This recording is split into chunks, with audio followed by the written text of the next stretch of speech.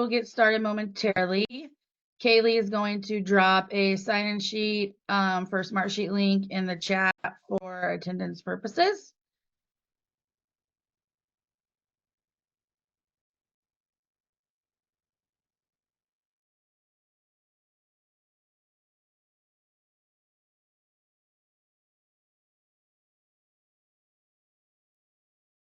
Hello, everyone. Forgive me, I was having some technical difficulties. Go figure on a Monday.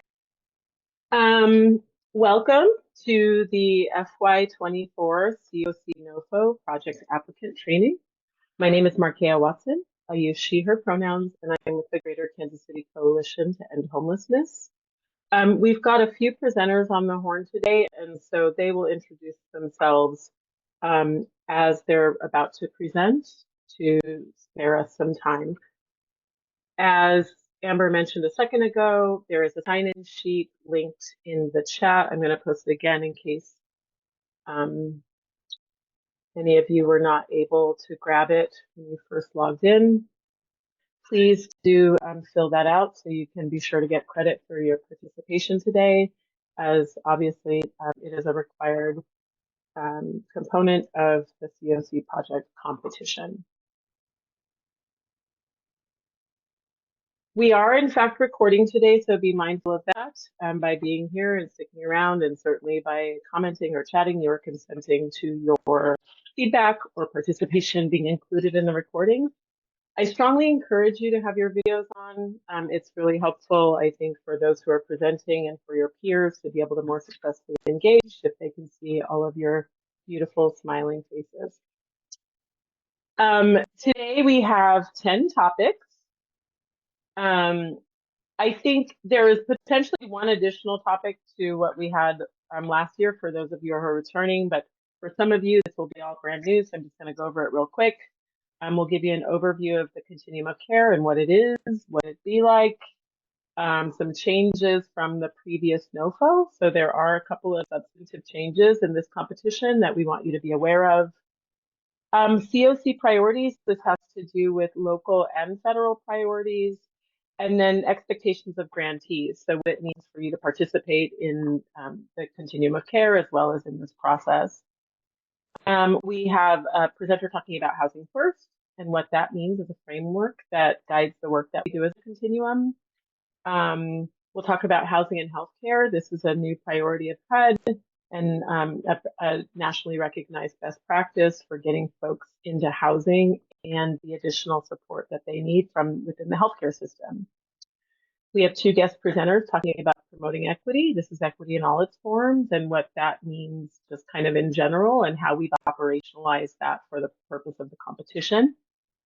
Then Amber will talk to you about the NOFO process itself, what you need to be aware of and any technical things that need to be addressed as you're completing your application. I recognize that this is at the end, but it's really important for us to first lay the groundwork so we first know what we're all doing, and then we share with you guidance on how to do it. So please do sit up in your chairs and be ready toward the end, because that's when really the meat of what you will have to care about will be presented. And then lastly, I've got some resources for you that have mostly to do with kind of, pro tips for a successful application, and then some resources that will help you as you navigate the application, resources from HUD and other places to guide you in your work. I will pause there in case there's any burning questions before we get rocking and rolling. I've had a couple people message me on the side. This is being recorded. Markea is recording it, and we will send this out afterwards in the drop-off folder with everything else. So yes, it is being recorded. Okie dokie. So Amber, I'm going to let you kick us off with an overview of the continuum of care. I'm doing it. This was yours the other day. I'm doing it today. Oh, just kidding. I'll do it then. Sorry. I was like, I got 2 and 3. Okay, if one of you can watch the participants as they enter, because there are people trickling in, I'd appreciate it.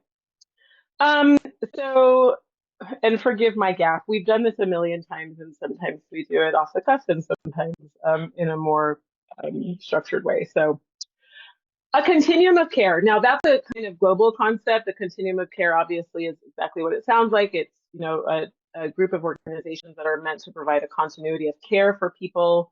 And it's not unique to homelessness, but in this case, obviously we're talking about a COC as a framework of HUD. These responsibilities were prescribed in what's called the COC program interim rule. It's a piece of federal legislation that guides the program itself and the work that we do within it. And in our case, it's for the defined geographic area of Jackson County, Missouri, and Wyandotte County, Kansas. Really, this concept was born out of the notion that, in the mid to late 80s, early 90s, the federal government, and I think nationally, we began to recognize that homelessness was a pervasive issue, and more of a problem, I think, than folks first realized. And where we had organizations, many of whom were from the faith community or smaller nonprofits that were leading the charge on helping people who were living on the streets, we began to recognize that there were a lot more people every day, and that in order to address the problem and meet their needs, we needed to coordinate our efforts and streamline our processes and share resources. As part of a continuum of care, we really do embody this community-wide commitment to working alongside each other. It's what I consider a collective impact, even though the COC doesn't call itself that, but there's a community-wide commitment to partnership, to sharing goals and expectations, and our measurement of what it means to look successful. The homelessness response ecosystem is really any and everyone who has a vested interest in the topic or is somehow impacted by homelessness or has a role to play in affecting change in this space. So it's, healthcare systems, workforce and education programs, obviously housing providers, and then the landlords that they work with. A big one that we don't think about is our neighbors and our community at large. They have a role to play and are certainly impacted by the crisis of homelessness. I think, in addition to working with landlords, it's really important to be good stewards of those relationships within your community, and to help educate folks in your local neighborhood and the neighborhoods that you work in about what it is that we're doing. And to get their buy-in and support for things like emergency shelter and drop-in centers, where, as we all know, there's no shortage of, community flame wars about where shelters should live. Social service agencies of all kinds, whether that's organizations that work with families and children, organizations that provide emergency assistance, food resources, and so on. Housing developers, so these are more kind of influential stakeholders in terms of folks that have greater resources to create housing. Same is true of funding and philanthropy and government. Government, I think, has a role to play in terms of, generating the political and public will to do the work we do, but also funding programs and also clearing legal or administrative barriers that make it difficult for us to do our work. And then, of course, we have victim service providers. We'll talk in a bit about how victim services plays in, and then the criminal legal system. So there's other systems of care that aren't mentioned here. The foster care system, for one, is an example. In some instances, we have systems that drive homelessness, whether that's, deliberate or not, but then they have a role to play in, helping with or exacerbating the issue. So as I mentioned before, the goal is to improve coordination and integration with mainstream resources and to target those interventions toward people that are experiencing homelessness in all of its forms. A big part of this has to do with improved data collection, measuring and managing performance. So all of us sharing a data system, which we'll also talk about later, in order to best understand what homelessness looks like in our community in terms of size and scope of the issue, as well as what people need to help them end their homelessness. One of the things that's unique about the COC model is that it's designed, so there are, I think, roughly 400 continuums of care nationally. It's designed so that each community can tailor an effective response based on what's going on in their local environment. Our COC is unique because it represents one of only 3 in the country that straddles a state line. So we are in Jackson County, Missouri, and Wyandotte County, Kansas. The other 2 are in Omaha, Council Bluffs, so that's Nebraska and Iowa. And then the Ohio River Valley and the state of Kentucky balance the state. All of these bi-state COCs are in the Midwest, which I think probably isn't super surprising. So the Greater Kansas City Coalition to End Homelessness, or GKCCEH for a very long abbreviation, is the lead agency and collaborative applicant for Jackson County, Missouri, and Wyandotte County, Kansas' COC. I should have given you the caveat before that we are incredibly informal. So if there's anything that's clear as mud to you, please jump in the chat or raise your hand so that your questions don't get lost in the sauce, as this will most likely take us most of our 3 hours today. Okay, so the definition of a COC lead agency and collaborative applicant, I should say that the concept of a lead agency is something that communities created themselves, recognizing that they needed somebody to lead the convening of the continuum. That means, bringing people together for trainings and meetings such as this one, and doing work out in the community to rally the gang to get together to work on stuff. The collaborative applicant designation means that we are the ones tasked with administering this funding competition, as well as the management and oversight of the creation of an application that is written on behalf of the entire community, that is the companion to the application that you will submit for your funding as individual agencies. So GKCCH is the organization that is charged with doing those things. So I said, managing the annual HUD application. We also work with other funders, and in particular, those that receive federal funds for homelessness, to coordinate our efforts and to coordinate our scales of measurement. And then we also do project and system level monitoring to assure accordance with federal regulations, but also to support organizations should they experience performance issues or capacity challenges. We are also the lead agency for the HMIS, which is the Homeless Management Information System. This is a federally required database that we use as COCs to document the services provided to our homeless population, which includes understanding how many of them there are, but also what services they received and what services they might need. As the HMIS lead, we oversee the general management of all the projects that are entering data into the system, the system administration, so managing the day-to-day operations of the HMIS.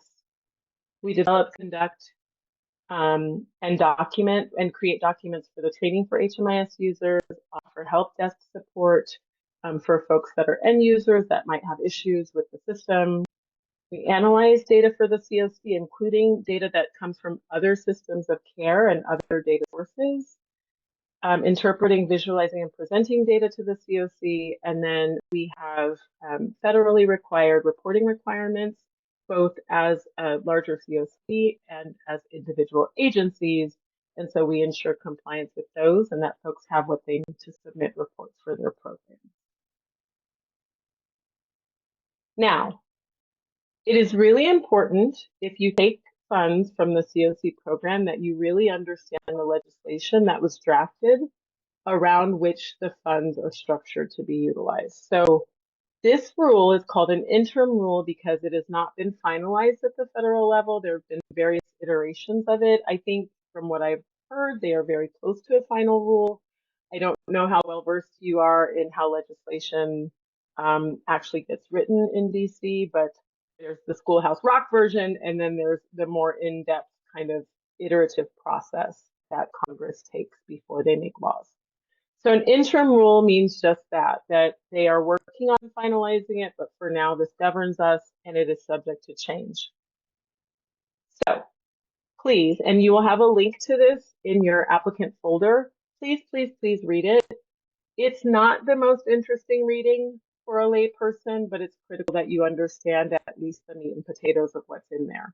And if you ever find yourself wondering, hey, what am I supposed to do in A, B, C, D area? It is spelled out not as explicitly as you would prefer, but there is guidance in there. So it focuses on the regulatory requirements of the program and defines our responsibilities as a COC. There are best practices mentioned in there, housing first being primary amongst them. It governs the administration of the 5 individual project types that can be funded by COC dollars. And so things like the rules and requirements, things that you can spend your money on, those sorts of things are spelled out in the interim rule. In these 5 project components, you'll recognize that transitional housing is listed among them. However, there are no newly funded transitional housing projects in the COC model. You can, however, as a new project applicant, apply for what's called a joint component of transitional plus rapid rehousing, and we will go into more explicit detail about that in a moment. So, when we talk about homelessness and what it is, there are disparate kind of beliefs about what constitutes an episode or an experience of homelessness. HUD has categorized them into 4 kind of buckets or domains of experience. They're the federally recognized categories. So in general, homelessness means that a person does not have a regular, fixed, adequate, and safe nighttime residence. So they don't have a place where they know they're going to lay their head every single night of the week, and they are going to be able to do that in safety. So that's the very broad definition, and I think most of us understand homelessness that way. In the Continuum of Care program, you are only able to serve folks in our Continuum of Care program, you are only able to serve folks in category 1 and category 4. Now, when you look at the slide, there's a lot of information here. So I don't want to belabor us with going too down into the nitty gritty of this because the definition can get confusing. There is some nuance within each. So I'll just say that for category 1, we're talking about individuals whose experiences most often come to mind when we think about homelessness. So these are people that are living on the streets, in encampments, under bridges, in abandoned buildings, and so on, as well as people who are living in emergency shelters that are publicly funded, which can include hotels, motels, holiday inns, so long as the individual themselves is not paying the nightly or weekly rent for that hotel stay. So if an organization is paying for a person to be in a hotel as an interim solution for their housing, that is considered emergency shelter. Okay, so bullet number 3, that's where things get a little tricky. And so if you have specific questions about that, we're happy to address those offsides, but I'm going to keep going. So imminent risk, category 2. These are people for whom most likely they need homeless prevention resources. Unfortunately, the homeless prevention aspect of homelessness is not an eligible project type with the Continuum of Care program. And as you'll recognize, the person will be losing their residence within 14 days, which is obviously, that person is on the razor's edge of being homeless. And so we really, as a community, need to figure out if any of you have had to move in an emergency or gotten kicked out of somewhere, 14 days is a blink of an eye to be able to help somebody to find safety, to move their things, to get their kids in new school, all that kind of stuff. And so imminent risk of homelessness is a really serious emergency. Unfortunately, it's not fundable with Continuum of Care dollars. Oops, pardon me. Category 3. So this is homelessness under all of the other federal statutes. And typically we think about category 3 as homelessness as it pertains to youth, meaning people who are between the ages of 18 to 24, and families with children. And the reason is because kids in school, when their family is experiencing a homeless episode, the children have rights to ensure that there is continuity in their education and that they don't miss out on opportunities for learning and staying engaged in their school community. And so kids, school-age children, have protections under federal law. And we'll talk about that too. It also encompasses the experience of people who are sleeping at a friend's house, a family member's house, maybe going from pillar to post, but who have not yet actually hit the streets. or are living in their vehicles or shelter. The thing I will say, though, is that people in category 3, from my experience, both my own lived experience and my observation, are people that are in and out of shelter, in and out of staying at a family member's house, in and out of their vehicle, and all the way around. And so it's important that, especially when we're talking about the needs of children and young people, that we pay close attention to category 3 and try to connect those folks to support outside of the COC program. Category 4 encompasses the experience of folks who are fleeing or attempting to flee some type of violence. Now, I think it's important to recognize that typically when we think about what we call domestic violence, we're talking about interpersonal violence, usually between two romantic partners. However, there are many forms of violence that would render a person's home unsafe, right? And so it's important to recognize that the person doesn't have to actually be on the streets or living in shelter. They can, in fact, be inside of a home, and sometimes even a very nice home. But if the place that they're living is unsafe for them, that's a form of homelessness. This includes dating violence, sexual assault, stalking, and other dangerous or life-threatening conditions. And for youth, it also includes when youth are having to engage in high-risk survival strategies to stay housed and to stay fed. So an example would be being coerced into having intimate relations with people, or being coerced or forced into selling drugs in order to have a place to stay. Those are covered under category 4. In 2022, some updates were infused into the NOFO, where, in my opinion, and this is kind of my unvarnished off the record opinion, HUD is giving us a little bit more wiggle room in our interpretation of how we think of violence, where they're talking about folks experiencing trauma or a lack of safety. Now, it's always going to be in relationship to their relationships with other humans. However, that notion of trauma or a lack of safety, they've broadened the language, in my opinion, to give us more room to determine what that means, because there's, a million different ways that this can show up. It still means that they have to have no other alternative place to go, or that they don't have the resources to secure housing on their own in order to qualify. However, for category 4, there isn't a burden of proof for the individual to demonstrate to you that somebody's harming them, so they don't need to come and show you bruises or cuts on them or that type of stuff. If a person says it's happening, we need to believe survivors and worry about the details of those experiences later, because the primary mandate as service providers is to help people get to safety.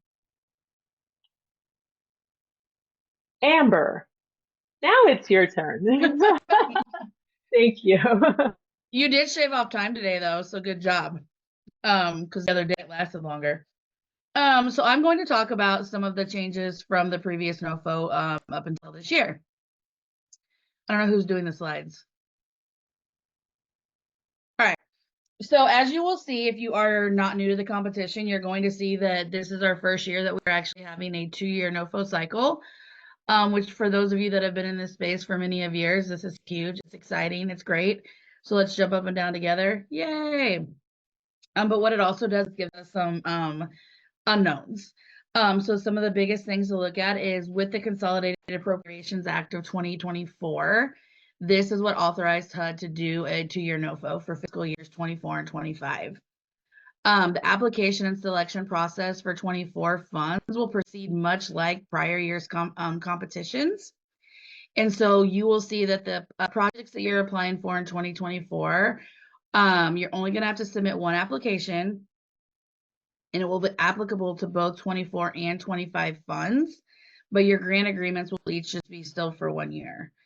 And then if Congress does see that there's going to be some funding available in 2025, this NOFO may be amended, and then we could score applicants for that 2025 and have a similar selection process like we do locally this year. But a lot of that is what's still up in the air. And a lot of that's due to potentially change in leadership, it being a election year, and also with this process being new. So you guys are learning with us as long as we go. Next slide, please. So some of what this really means for you guys is funds are currently only available for FY24. So like I mentioned, it's a 2-year application, but applicant and grant agreements are 1 year. 25 funds are subject to congressional appropriations. You will need to complete an eSNAP application next year as well. But it will look totally, I mean, it'll be like the same application move forward. And then also, like I mentioned, that we could potentially have a local competition next year if locally we decide to do some reallocation dollars or if there's bonus dollars available. So we still are able at that local level to look at bottom and low performers and do some of those reallocation processes, even though it is a 2-year cycle. Next slide. I don't know how many of you were able to sit on the HUD's big webinar a couple weeks ago that kind of just digs into the process and application and questions. These were some of those really overarching key changes that they pointed out that we as staff and the admin committee also found as some of those larger changes.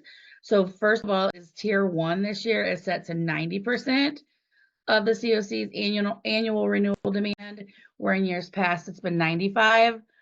Our COC bonus dollars are 12% of the FPRN. You will notice that HUD is this year putting in cost of living adjustments. So COLA dollars for grants that are selected. Nothing has to be done on the applicant end. HUD puts all of these automatically into your budget line items and eSNAPs. So you will see that the service budget line item and the HMIS will have those COLA adjustments, but HUD will do that on their own. You guys as agencies don't have to do that. But I think that's really important to notice that HUD listened and they see that cost of living adjustments and just these things are necessary for these grants to be successful. This is the first time they've done that, so we thank them. And then also what's new in this year's application, which right now within our community, it only affects us for the DV reallocation since our YHGP projects aren't online yet. But if we are going to reallocate funding for special populations, those have to be reallocated to the exact same project type. So if our DV bonus dollars, if we would have a program that would want to reallocate or that we see as a bottom performer, the program that would have to pick up those dollars has to match that same project type. Next slide. And this kind of digs into that more. I know that we have a couple DV agencies and victim service providers on the call today. I will say if you guys are having a program that serves this population now, other than our victim service providers, that would be CSL and MLM, just make sure that you are reading this section of the guidance because it has some big changes when we're looking at it. Next slide, please. Once again, this is just some more slides looking at it. And we had a really good conversation on our training on Friday around this. What HUD has noticed is there have been many communities that have applied for DV bonus dollars and YHGP dollars that are then just reallocating it and using it toward PSH, chronically homeless, or rapid rehousing for single adults and no youth or victim service providers. So HUD's really making sure that when they are making these special population funds available, that communities are using those for the long term on what these grants were used for, and that we're not just putting them back into mainstream competition dollars. Next slide. Once again, some of the same stuff that I've said. Next slide, please. And now we're to the COC priorities. Kaylee and I are going to share this section. So I'm going to start it off, and then Kaylee's going to jump in once we get to the project types. As many of you have seen, HUD always has its own strategic priorities. You will see in the competition this year, their priorities have broadened. And so we're going to go over some of those more in depth this year than we have in years past. One of the main priorities that HUD is looking at is making sure that we are supporting underserved communities. This means advancing housing justice, reducing homelessness, and then also investing in the success of communities as a whole. They're also looking to ensure that access to and increase the production of affordable housing. We all know that in our community, we are thousands of households behind on this, but this is something that we keep having to bring to the forefront of conversations when we are in any room with elected officials, planning commissions, all of the above, because we know that we need to increase the supply of housing, which also is going to improve rental assistance and make the prevention cycle that much stronger. We need to promote home ownership. This is a lane that HUD is realizing is, becoming important, that renting and home ownership need to be kind of that conversation that go hand in hand. We need to look at how we're going to advance sustainable home ownership to some of our populations, expanding home ownership to all populations within our community, and creating a more accessible and inclusive housing finance system. We've talked about in many years in our community how to uplift, funding streams and finance systems that are going to look towards our marginalized populations. We really need to start uplifting these Black and Brown led community businesses to really have them help us with this initiative. And then how do we advance sustainable communities? We need to guide investment in the climate resilience, strengthen environmental justice, and integrate health and housing. You're going to hear throughout this training that health and housing collaboration a lot. HUD has started talking about that multiple competitions ago, but we are seeing a very, very lens pointed on that to really strengthen our housing programs as a whole, because as we always say, housing is healthcare. Next slide, please. Some of the continuing prioritizations of policy that HUD is looking at is ending homelessness for all persons. If you're new to this competition, you're going to realize rather quickly that all of these projects have to be housing first, so that as a practice, it is proven to work. It is something that if you're new, it takes some adjusting to, but a housing first approach is a non-negotiable. Looking at reducing the number of unsheltered folks experiencing homelessness, improving our system performance as a whole. You all will hear later on when we're talking about data that, if it's not in the system, it never happened.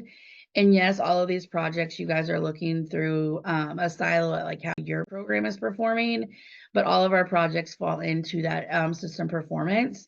And so really as a whole and as the community, we're really looking at projects that are going to strengthen our system as a whole. And how we're doing that is through your data.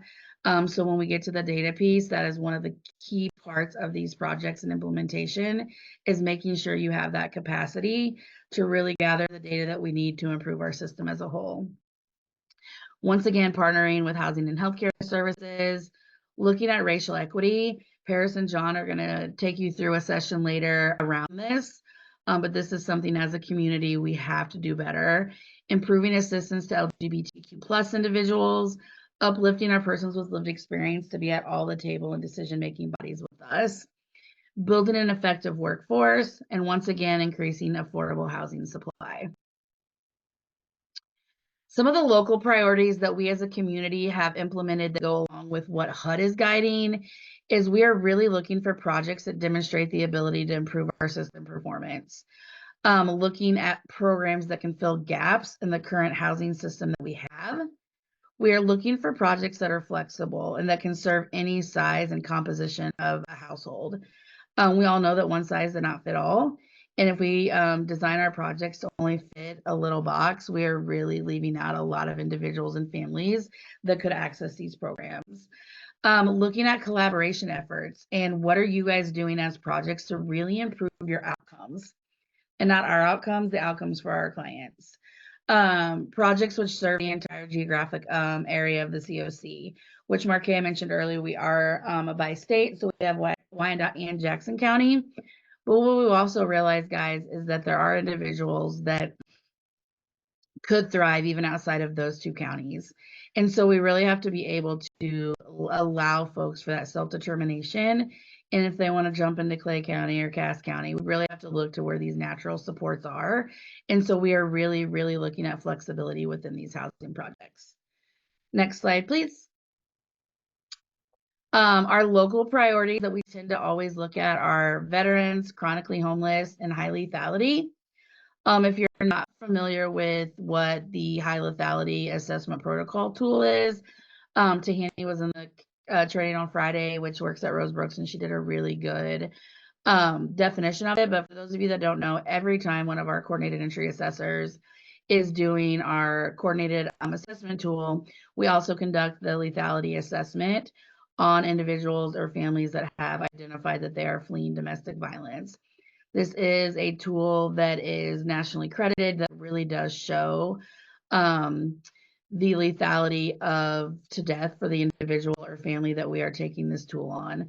So we have really utilized this in prioritization to making sure that individuals and families that are fleeing are really getting that prioritization in our community due to the amount of folks that could end up in death. Next slide, please. Kaylee Coulter, it's a girl. Hi, everyone. My name is Kaylee Coulter. My pronouns are she, her. I also work for the Greater Kansas City Coalition to End Homelessness as the program manager. So I'm going to be walking us through the different project types that you are either renewing or applying for or eligible to apply for. So the very first one we're going to talk about is permanent supportive housing. So permanent supportive housing is a permanent housing type with indefinite leasing or rental assistance, paired with supportive services to assist homeless persons with a disability. And this says, or a family with children with the head of a household having a disability, regardless, an adult in the household has to have a disability. To achieve housing stability, PSH is prioritized or dedicated to serving chronically homeless households, and we'll get into that here in just a second. And then PSH may be tenant-based or project-based. PSH requires clients to pay up to 30% of their adjusted gross income for their occupancy charge. And then typically the lease is between the agency and the landlord. So this can obviously help in a lot of situations. And so I like to throw that out there. Eligible costs for permanent supportive housing projects are leasing or rental assistance, like I said, operating costs to be able to actually operate the program, supportive services. So it would have a plethora of supportive services line items that you can choose from to be able to offer it in that project. HMIS, so making sure that you're able to actually have staff members that are able to put information in HMIS, do the reporting, and we will get into that shortly on the requirements. And then admin costs, making sure that you are able to allocate up to 10% towards your admin. If you could go to the next slide, thank you. So Dedicated Plus is a type of permanent supportive housing project. This is something that a PSH project would have to opt into. Essentially, what it does is allows for flexibility as it relates to the chronic homelessness definition. So all PSH projects have to prioritize for chronically homeless families or individuals. That is one of the qualifications to be in that type of project. That means typically that you have 12 months of homelessness, either continuous or over the last 3 years, you have had 4 episodes at least that add up to 12 months, paired with any sort of disabling condition. So if you opt in as a permanent supportive housing project to be dedicated plus, there are flexibilities to that. And so I'm not going to go line by line. Again, this information will be sent out. But this slide, and then Marque, if you'll go ahead and go to the next slide, there's 1 through 6 kind of scenarios that will tell you kind of what the exceptions are to that chronic definition if you were to run a dedicated plus project. I always tell people opt into that. You know, that allows for you and the community to be much more flexible and adhere to whatever that the population is saying that they need, or maybe it's that we have a very vulnerable household and we're trying to transfer them to a project that is not dedicated plus and we're having trouble getting that documentation. That can just, it makes things a lot harder. So if you are looking into becoming a PSH project, this is something that I would strongly recommend. If you'll go to the next slide here, I do want to read this one just so that if you're interested in running a PSH project, or if you are right now, that you're really looking into this. So This is basically saying if you are a renewal project that you have the ability to reallocate as a dedicated plus project. So that's something that if you're hearing me right now and you're a PSH project and you're like, oh, I'm not dedicated plus, you have the ability to reallocate to be a dedicated plus. And then projects HUD awards as dedicated plus in a previous round will always continue to be dedicated plus automatically. Okay, the next project type is rapid rehousing. Rapid rehousing is a short to medium term rental assistance project. So they can have services in this project and rental assistance up to 24 months. So 24 months is that cap. We as a community really pushed projects to make sure that if the client is wanting and in need of that full 24 months, that they allow them that. But this is looked at from a case-by-case scenario. We don't want to just do a one-size-fits-all and just give everybody 24 months if that's not helpful to that person. It is paired with supportive services. I would be one to really advocate for the fact that in supportive or in rapid rehousing, you almost have to ramp up the supportive services even more quickly, I should say, because you do have that time limit versus a PSH project.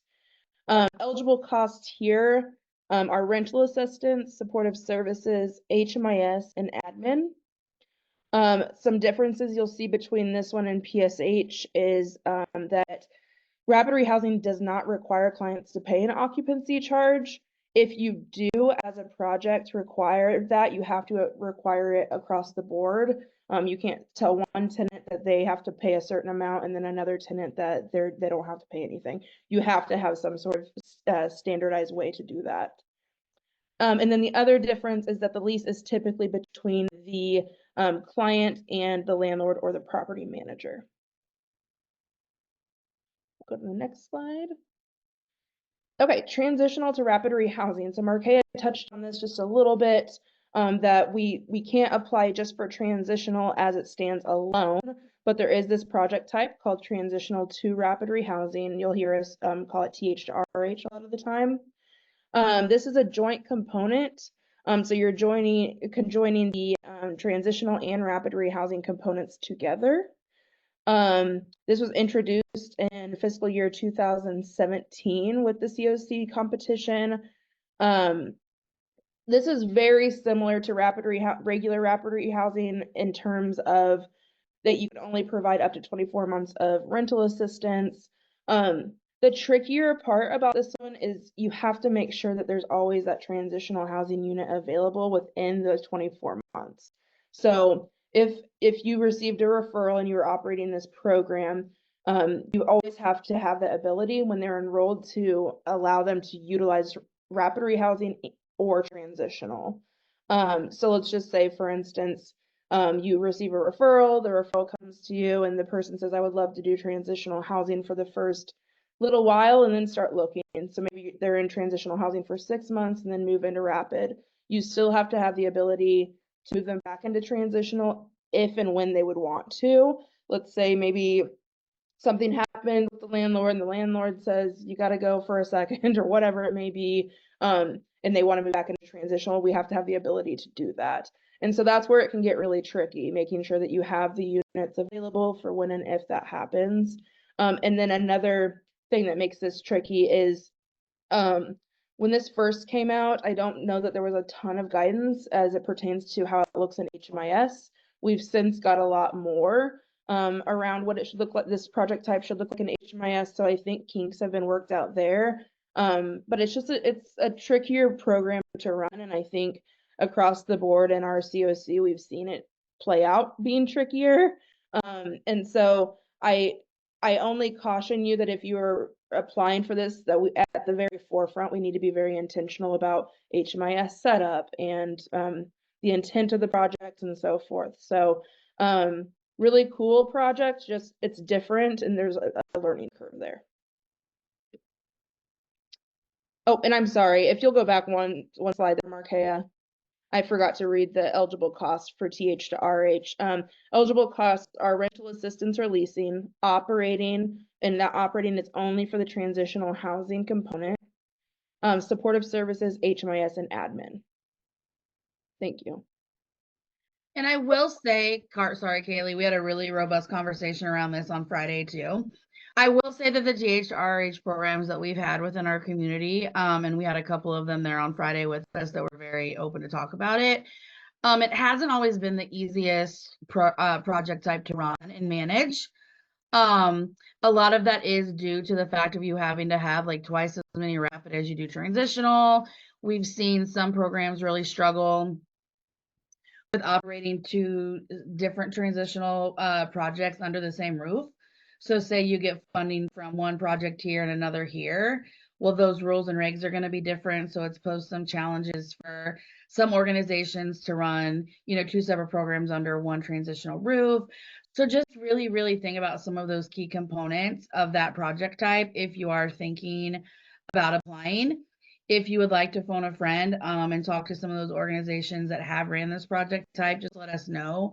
And we can connect you all on the back end as well. I just like to always be transparent. It is said that this population, a population that does very well, there's some data to prove this, are young people. But we do not have a dedicated project in our community that follows this model currently for youth. But I just really wanted to throw that out there if you were thinking about applying for this project type. Sorry, Kaylee. You're good. Thanks for that. So the last project type that you are eligible to apply for is supportive services only for coordinated entry, or SSOCE. As it says in the title, as you can imagine, this is for supportive services only. So there's no actual housing units tied to this, no rental assistance tied to it. The project really is all about helping people through the system, and not at an agency level, but really at a systematic level. And so this project may be used to conduct outreach to sheltered or unsheltered persons and families, linking clients with housing or other necessary services. So when you're doing any sort, if you were to operate this type of program, and it's really that you're providing the staff to be able to do this, it's really about connecting people to housing or services with the end goal of getting housing. And really working from, again, a systems level with us to be able to figure out, where are the bottlenecks in the system? How can we help each other kind of streamline that and so forth. And that's all for me. Thank you. Perfect. Thank you. Whoops. I'm sorry. I skipped too fast. So first off, the eligible entities that can apply for continuum of care funds include nonprofit organizations. I would say that the bulk of applicants come from this sector. State and local governments, as well as their affiliates, can apply, and then public housing authorities. There is a precedent for housing authorities operating continuum of care projects. That is not the case in our local COC, but they are eligible. So as part of your participation, you're required to commit to being involved in our COC committees and the planning and implementation of strategic plans and performance improvements as defined at the local level. I think it's really important that when we talk about participation, we stress that this is a meaningful participation and that, we're not in a hostage situation here having to go to meetings just because it's a requirement, but really, being thought partners together in the work and showing up in spaces within the COC where you have something to contribute or to learn, and that you're leading with curiosity and really looking to add value or get value from that experience. So please, program managers and administrators, don't just send people to a meeting just because you want to fulfill this requirement. Really be thoughtful about people's talents and interests and expertise and where they might best fit into what the rest of the COC is doing. As an applicant, you are required to complete and submit a memorandum of understanding. This is a document that has evolved over the last several years. It was really born out of COVID when we realized that we were kind of all, ripping and running all over the place, and that we had an opportunity here to really kind of synthesize our approach to the work and to operationalize what we mean when we say participating, providing quality, comprehensive care, and so on. And so the MOU is a non-negotiable of applying, and you will find it in your applicant folder with the other documents that we'll discuss later. As I mentioned, you need to be well familiar with the COC interim rule. This is a federal law, so also not negotiable. Now, it's not like you're going to go to jail if you're not in compliance with the regulatory requirements, but it is a mandate, and the funding is contingent on our compliance. A 25% match requirement is required for all funding outside of dollars that you ask for leasing. So this can be in the form of cash. It can be cash that is allocated to you from an outside agency that you work with. It can be your own agency funds, or it can be an in-kind contribution from somewhere else. So if you work with a partner agency that, say, you do the housing assistance and case management, and perhaps they do your employment services or behavioral health services, you can structure it that way. Just be aware that if you do propose an in-kind source of that match commitment, you need a letter from the partner agency indicating that they're matching the funds and specifying the amount and the year. And you also need a memorandum of agreement or understanding with that partner agency. Now, for the purpose of submitting your application locally, you do not have to have both. You have to, though, at a minimum, to meet the threshold requirements, have the letter of commitment.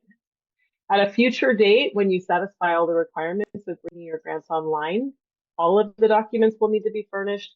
And HUD has been much more explicit in this competition that they want very clearly defined terms of the agreement with very clear time boundaries around the agreement, and they should be current for this competition. So please don't submit something that you got in writing 10 years ago. It won't pass muster, and HUD will kick it sideways and ask you to do it again. You need to be able in your project narrative, and just really in how you think about what you're doing, to demonstrate that you have the capacity to administer the program. This is as much about internal accountability and responsibility, but also recognizing that we don't want to overpromise and underdeliver, because we are providing a vital resource for people who desperately need it for their safety and their well-being. So please, and be explicit too in your project narrative about what you mean about your capacity, and please don't sell rainbows and unicorns to the reviewers if you really don't have the infrastructure to support the program as you've designed it. You need to participate in HMIS. We'll talk about that in a minute. So all grantees that are recipients of COC funds need to document their services in our HMIS program. You must take all of your referrals from our coordinated entry system. So there's no picking and pulling from people that you know out on the street, or people that, a friend called you to ask about helping, or those sorts of things. Everyone that is referred to a housing program needs to come from the community's shared queue, which we call the by name list. I mentioned community involvement before. Annual program monitoring. So on a once annual basis, our staff will come to review certain documents and certain practices and financials and things at your organization, working in partnership with your staff. It's really important that you understand that monitoring is not about catching anyone or tripping anybody up or busting anyone. This is really about making sure that if and when HUD comes knocking on your door, that you have all of your ducks in a row, and that there are no nasty surprises should they find that if there's anything to find. We want to do it, preempt it locally rather than have HUD catch us tripping. And then a housing first assessment. So you will be required to complete housing first assessment. It's a very short form that is part of your application materials. In the past, we had some that were way too lengthy, and so we've really slimmed it down to ensure that we get just the brass tacks of what we need to ensure compliance with the framework of housing first. So The rationale, as I mentioned, we really wanted to synthesize all of our ideals around how we're doing this. Really, it's about accountability and stewardship. So making sure that we're doing what we say that we're going to do as programs, and that we are good stewards of this endeavor to help people with homelessness, and effectively being good stewards of our resources. It's to clarify everyone's roles and responsibilities so folks know what they're responsible for, so there isn't confusion or tension there, and to ensure continuity and, most important, I think, quality customer service across our programs. Articulating commonly or mutually understood definitions is really important. In social services, there are a lot of disparate kind of programs and frameworks that we use to govern our work, and so ensuring that we're using the same acronyms for things and that we've explicitly stated what we mean when we use certain terminology. Ensuring that we are explicit about what it means to meaningfully collaborate, and ensuring that we are equitable across programs and timely in delivery of services to our people. I think I always try to stress to people that homelessness is an urgent crisis and life-threatening emergency for people who are experiencing it. And so timeliness and equity are incredibly important. I think for a person who's living on the streets, their sense of time and their sense of safety looks a lot different than ours. So if you're in contact with somebody on a Thursday and you're playing phone tag and you're like, well, I'm off tomorrow, so I'll get with them next week. Just be mindful that for a person living outside in a highly dangerous situation, 4 or 5 days is a lifetime, where we don't have, as people who are housed, the same concept of time or sometimes the same urgency around it. So please be mindful of that. We also ask that folks look at gaps in the system, whether that's within their program or within the system as a whole, and address those, as well as barriers or challenges that people might experience to accessing our resources, and ensuring that clients, first and foremost, are centered in the housing process, that we are there to help them along the journey and to collaborate with them to get their needs met, but we're not rescuing anyone, and so their rights to autonomy and self-determination are paramount and should always be considered first and foremost. So I'll just run through these real quick. Transparency, equity, and inclusion, I think, those are pretty straightforward, as well as the capacity, the timely and meaningful client engagement. I had someone, when we were talking about the unsheltered NOFO last year, the special NOFO, they were talking about really being along for the ride with somebody and riding with them until the wheels fall off. So not just like, oh, I got this person in the housing, I can dip out now and go focus on my other person. But, when a person gets housed, that's the beginning, not the end of their journey. And we need to remember that. Competence. I happen to be a social worker. This is a big one as a mandate of social work, that you operate within your expertise and your competence. This has to do with the things that you know how to do, but also understanding if there are certain clientele that are not a good fit for you as a provider personally, knowing when to tap out, when you're fried, when you're burnt out, when you're conflicted.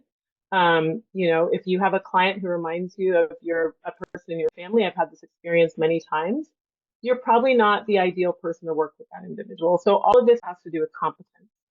Fair housing and non-discrimination, these are federal laws that we must adhere to. And obviously housing first, we've talked about.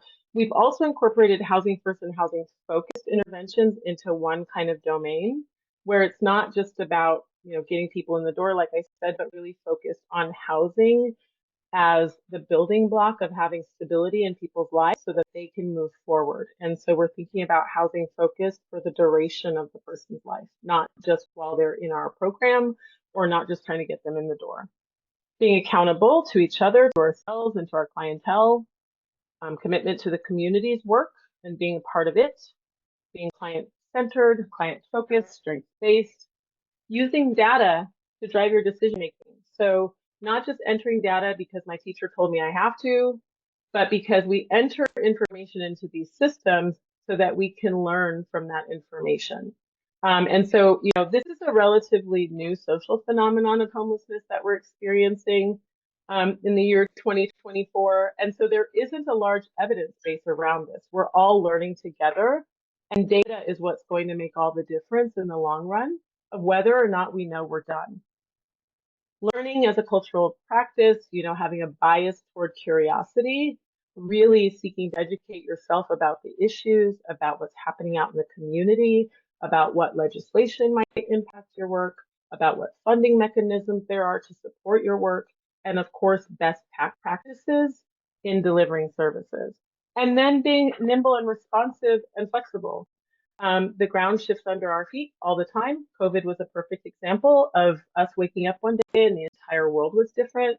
It requires that we are able to be flexible as our community changes, our environment changes, the political environment changes, and the needs of our individual people change.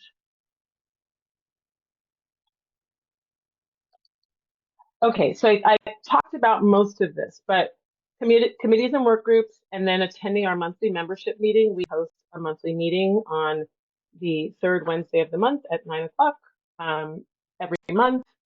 And we require that folks participate in it, that they take their referral from coordinated entry, that they designate a point person for an HMIS user meeting. This is a person that is essentially responsible for what's the latest and greatest in HMIS and then imparting that knowledge onto your staff. It should be a person who is, well versed in data systems or has a natural knack for it, as well as a desire to be there. Then we have our annual point in time count. This is a mandate of HUD that every year in the last 10 days of January, we conduct what's tantamount to a census of homelessness. We require that you have one person at least who puts their feet on the street the day of the count. And then as an organization that you commit to providing us your data in the form of what's called the housing inventory count. This information should already live in HMIS and the data should already be pitch perfect, so there's no problems with that. However, we do have some reporting requirements to get ourselves ready for the point in time count that you will hear about as we get closer. Monitoring and evaluation, I mentioned, and then as a recipient, once HUD gives the final word on what it's allocating to each individual program, if you're a brand new program, you will have some requirements. Actually, all programs have requirements to bring their funds online. But as a brand new applicant, you'll have additional requirements to first set your programs up. And there's a little bit of trickery to how you do this because the computer system that we use for satisfying those requirements is not the most user-friendly.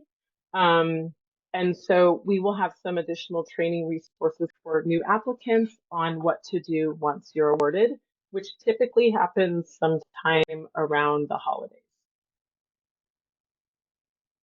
Okay, so coordinated entry. In my mind, coordinated entry was really predicated on the need for streamlining access to services and making access more equitable, because what was happening for the longest time was that the individuals who were most able to connect to systems of care or already had relationships with, say, a behavioral health provider, people who were potentially more organized in their minds or more able to attend to day-to-day tasks like setting appointments and meeting them. Those were the folks who were getting connected to housing resources to the exclusion of people who, for whatever reason, were not as successful engaging in systems. Now, I do not say that to disparage our client population or to shift blame to them. I think a lot of the onus of this rests with us and the way that our systems were structured, where there were many barriers to access for people for a long time. I'm sure no one is surprised to also recognize that when we talk about inequity in access, a lot of folks that represent marginalized groups and communities were excluded from the system. So we're looking at people of LGBTQIA+ experience, people of color, people with severe and persistent mental illness, a lot of different groups that were not successfully getting attached to housing resources and languishing in homelessness for a very long time. Coordinated entry is a requirement of HUD, and by no means is it a silver bullet or a perfect solution. We recognize that structuring a system that's meant to encompass the needs of every single person experiencing homelessness is really an inexact science. And so, as systematic as we are hoping to be We recognize that there are shortcomings in creating a system such as this because you need to account for so many different needs and vulnerabilities from person to person. The goal, though, is to make sure that people aren't getting skipped or left out of the mix altogether. So the process involves a screening protocol where we first meet with individuals to kind of figure out what's going on and to identify whether there are resources or natural supports that they might be able to attach to or hook into while we talk about the long-term need of housing. So you'll hear this called rapid resolution, diversion, problem solving. There's a lot of different terminology that we use for the initial kind of encounter with a person where you just kind of sit down and figure what's going on. Then we have an assessment. Currently, we are using an assessment called the VI-SPDAT. It's the Vulnerability Index Service Provision. Oh, yeah. Help me, Kaylee. Sorry. Vulnerability? Prioritization assistance tool. Yes, thank you. And so the VI-SPDAT is a tool that's been in use by many communities for quite some time. I would say for the last 10, 12, maybe even 15 years. The VI-SPDAT has been derided here lately over the last several years, especially since COVID, because of it not being as inclusive of people from these marginalized groups that I described, as well as for people living in rural communities or small towns where some of the metrics that we use to determine vulnerability are not factors in those communities or aren't relevant to the experience of people we're assessing. And so they score lower than they should, even though they have high vulnerability. This entire system is predicated on trying to marshal the resources to serve the people who are the most vulnerable in your community or the least likely to be able to end their homelessness on their own. Right? And so we use this information to prioritize people on that basis. We are in the process locally of creating a tool that is homegrown that better addresses some of those inequities and gives us the information that we need to get people prioritized through this required process. And then once they're prioritized off of what I mentioned before, the community by name list, they are referred when possible to a housing program. Now, obviously, we have many fewer programs or many fewer beds in programs than we do people who need the support. And so this is part of us having to be good stewards of a really finite resource when we have more people that need it and we have funds available. As I mentioned before, as a recipient of COC funds, you must take all of your referrals to your program from this system. Okay, so progressive engagement. This is really important. I talked about this a little bit before, but we're really talking about walking with people the entire journey, right? And so you're not just meeting a person at McDonald's for the first time, filling out an application, putting them on the by name list, and then sayonara sucker. You know, we're trying really to work with people bit by bit to help them toward whatever goals they determine for themselves. Most times in our case, that has to do with housing being the thing at the end of the rainbow, but there are a lot of things that people have going on and things that they dream of or aspire to do along the way. And so when you're working with people progressively, you might meet a person and to your frustration, all they want to talk about is they need a Target gift card today, you know, and you're like, but you're homeless, you're living under a bridge, like we need to focus on that. You really have to be flexible and meet people where they're at because maybe for that person today, that really is all they have the capacity to care about, or it is such a central focus for them that the other things just don't seem as important. Right. And so people's needs shift over time, their priorities shift over time. I think, you know, people in a homeless experience are no different than you and I. Every day is a different day, right? Recognizing that each person has their own path into homelessness and therefore will have their own path out of homelessness means that you can't just spray and pray or put a blanket approach to every person that you work with. That simply doesn't work. You need to take the time or invest the time and be curious enough about the person to figure out what it is that will help them end their homelessness and let them be the ones driving it. And of course, you know, we all know that we need many more resources. And so a lot of this too has to do with trying to help people to connect to whatever natural supports they might have or resources they haven't considered, because we know that we're not going to be able to provide a unit of housing for every single person who asks us. Okay. Desiree, I'm going to pass the baton. Hello, everyone. Are you able to hear me well? Yep. Okay, perfect. Just checking. So hello, everyone. My name is Desiree Blake. I go by she, her pronouns. I am GKCCEH's Data Quality and Capacity Administrator. It is a mouthful. But in short, I am a member of your HMIS lead team. And so we're going to just briefly go over some very high level what is HMIS. Markeia explained a bit earlier that GKCCH is the designated HMIS lead. So what does that really mean? Whenever we're referring to HMIS, we're referring to the Homeless Management Information System, which is the software. It's a technology system that we use to collect the client level data for housing and services to assist homeless individuals, families, and people at risk of homelessness. And so all of those program types that Kaylee just went over are entered into HMIS. And specifically when it comes to those CLC funded programs, it is a requirement that HMIS is used and that data is collected within HMIS. And so there are different HMIS softwares because again, it is just a software. It's like a broad title for the software. But there are different softwares, different COCs use different softwares. So each continuum of care is responsible for selecting whatever HMIS software best suits their needs. And then each COC is also required to select an HMIS lead to help manage that software. And so making sure that the software complies with HUD's data collection standards, the management and reporting standards. So essentially, as your HMIS team, we are working for you in the community to make sure that that system and software is compatible and works to meet all of our community's needs when it comes to collecting and reporting data for HUD.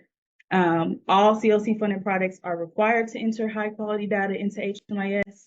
Our HMIS that we use is not only used by CLC funded programs. We are open to our geographic CLC area. And so we have a lot of different funding types that are entered. Except for victim service providers, they are not allowed to use HMIS. They are required to use a comparable database for privacy and security concerns. And so again, HMIS is kind of like a broad definition. It is a software used. Our software that we use for HMIS is Caseworthy. So though they are the ones that provide the software for us, so they are our HMIS vendor. As your HMIS team, we are just the administrators of Caseworthy. We administrate our implementation of Caseworthy. There are different communities that may also use Caseworthy. We're not in the same Caseworthy. We all have our own implementation. So our community, MOC 604, has its own implementation of Caseworthy that our HMIS team manages to make sure that it's working properly, it meets the needs. So whenever HUD has data standards updates that change, or when our community has updates that change, that things change with coordinated entry or whatever our process is, we want to make sure that organizations are entered in properly, programs are entered in properly, client level data is as clean and efficient as possible, and then our reporting, the information that we pull out is efficient. And so the HMIS team works very closely with Caseworthy to make sure that that happens smoothly. We can't fix everything in Caseworthy, nor are we like in charge of everything that Caseworthy does. Sometimes they make major changes that we just have to go along with because again, it is their software that we are utilizing to the best of our ability. So we work closely, but we are not the same. And so it's incredibly important, I think, to make sure that organizations, providers have the perspective on the purpose of data. I think Historically, it's easy to see it as just an additional requirement or something extra that your staff is required to do, which it is. But the importance of it, I think, cannot be downplayed. So our COC relies on the HMIS data for a number of reasons. So to measure agency and system performance. So when you receive COC funding, we measure your performance using client level data. Amber mentioned earlier that HUD doesn't know what our community is doing without looking at our HMIS data. They also can't really gauge how serious of a problem homelessness is for our community without our HMIS data. It is that universal data standard collection that we have. It's the only one that we have a majority of our service providers using. And so it's the best way to see homelessness from a different viewpoint in our community. And so it helps us identify gaps in our system, understand improvements that we need to make within our system of care. And also it is required for a lot of funding types, again, more than just COC funding types, but specifically for COC funding types, for state and other federal funding purposes. Again, a lot of the people that are funding your programs don't know what you're doing or how you're using your money without being able to see the data being entered, and HMIS is the way that we do that.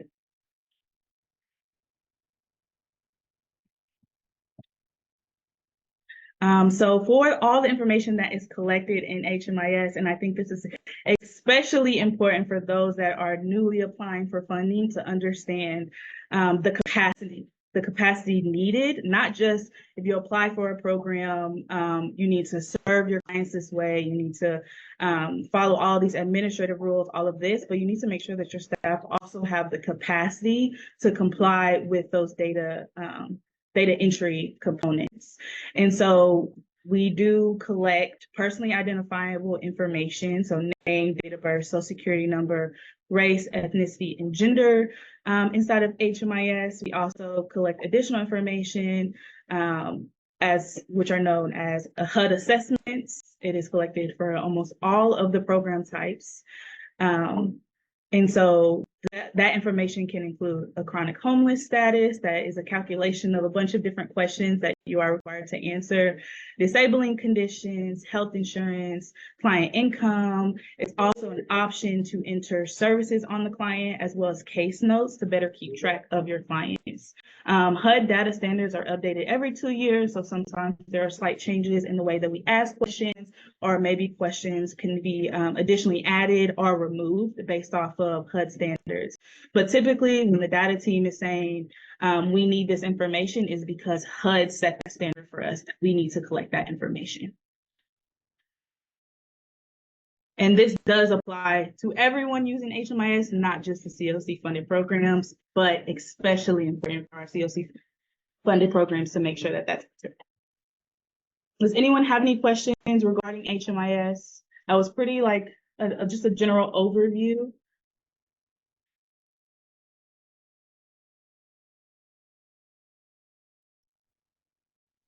Okay, I don't see any questions in the chat, so I think we may be good to move on. I don't thank you, Desiree. So now I'm going to pass the mic to Lynn Rose. She is going to talk to you about Housing First. Great. Hi, everybody. Good afternoon. For those of you I don't know, my name is Lynn Rose. I am with Community Services League and also serve as co-chair of the COC's Administration and Finance Committee. Our committee is responsible for implementing the NOFO process here locally in our MO 604 continuum of care. And I think to start us off, I know to start us off on this section of the training, we have a brief video. It's brief, but also quite mighty, and will give you a great overview of what Housing First is. Housing First has 5 key principles. If you're not following the 5 principles, it's not Housing First. Principle number 1, immediate access to housing with no housing readiness conditions. Participants meet with the support team once per week, but housing is not dependent on psychiatric treatment, abstinence, or other readiness conditions. And when we say no housing readiness conditions, we mean none. Now, many participants stay housed in their first rental, but evictions happen. With the support team's help, it's an opportunity for learning, adjusting, and the immediate chance to try again. Research shows Housing First reduces emergency room visits, hospitalization, shelter use, detox services, and incarceration. There are no common indicators that predict who Housing First will and won't work for. So given its effectiveness, let's focus on Housing First, then let participants tell us the next step.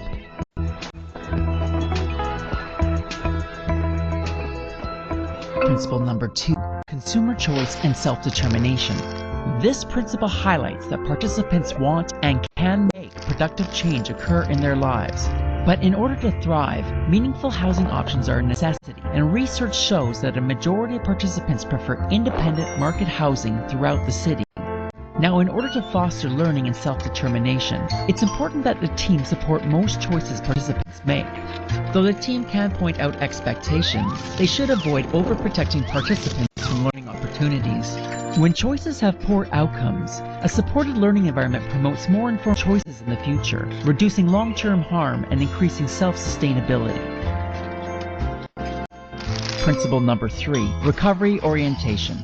People are more likely to do well and achieve personal goals when they have an opportunity to find their own recovery. Housing First relies on supporting people as they work at their pace towards self-defined goals, whether it's treatment, returning to work, or reconnecting with family. The addition of peer workers on the support team addresses power dynamics, increases safety, and models hope for both participants and team members. Finally, by building, following, and reviewing strength-based recovery plans, the support team can spend less time managing crisis and more time on the steps that lead to the participants' goals for recovery. Principle number 4, individualized and person-driven supports. Now, support is meant to fit the participant, not the other way around. People are at the center of Housing First. Therefore, the support team provides appropriate team members, approach, and tools that help each individual with their goals. Whether that's grocery shopping, working, adopting a pet, finances, therapy, or engaging with new communities. By replacing complicated policies, flexible models, and a can-do philosophy, the team helps participants reduce long-standing systemic barriers, thereby improving self-determination, choice, and quality of life. Principle number 5, social and community integration. Moving to a new area can be a hard experience for anyone and can make you feel pretty isolated and lonely. A Housing First team can help participants build community connections based on their specific needs and interests. The team also fosters community development by providing landlords and community members with education on Housing First, inclusion, and myth-busting negative stereotypes. And though supporting social and community integration may take time, it can go a long way in helping participants establish relationships and support networks within new communities.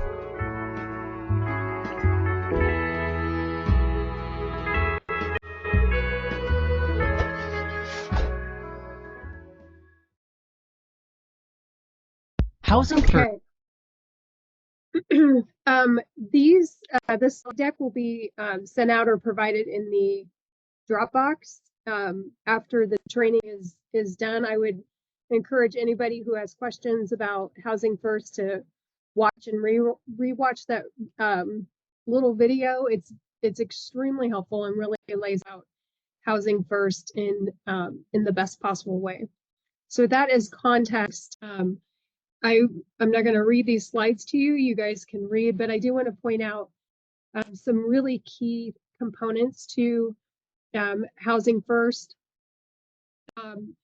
Unlike other housing readiness programs that providers such as ourselves have used in the past, Housing First sees housing as a human right versus a reward. So in the past, we've told people if you do this, jump through this hoop or that hoop, then you may or may not get housing.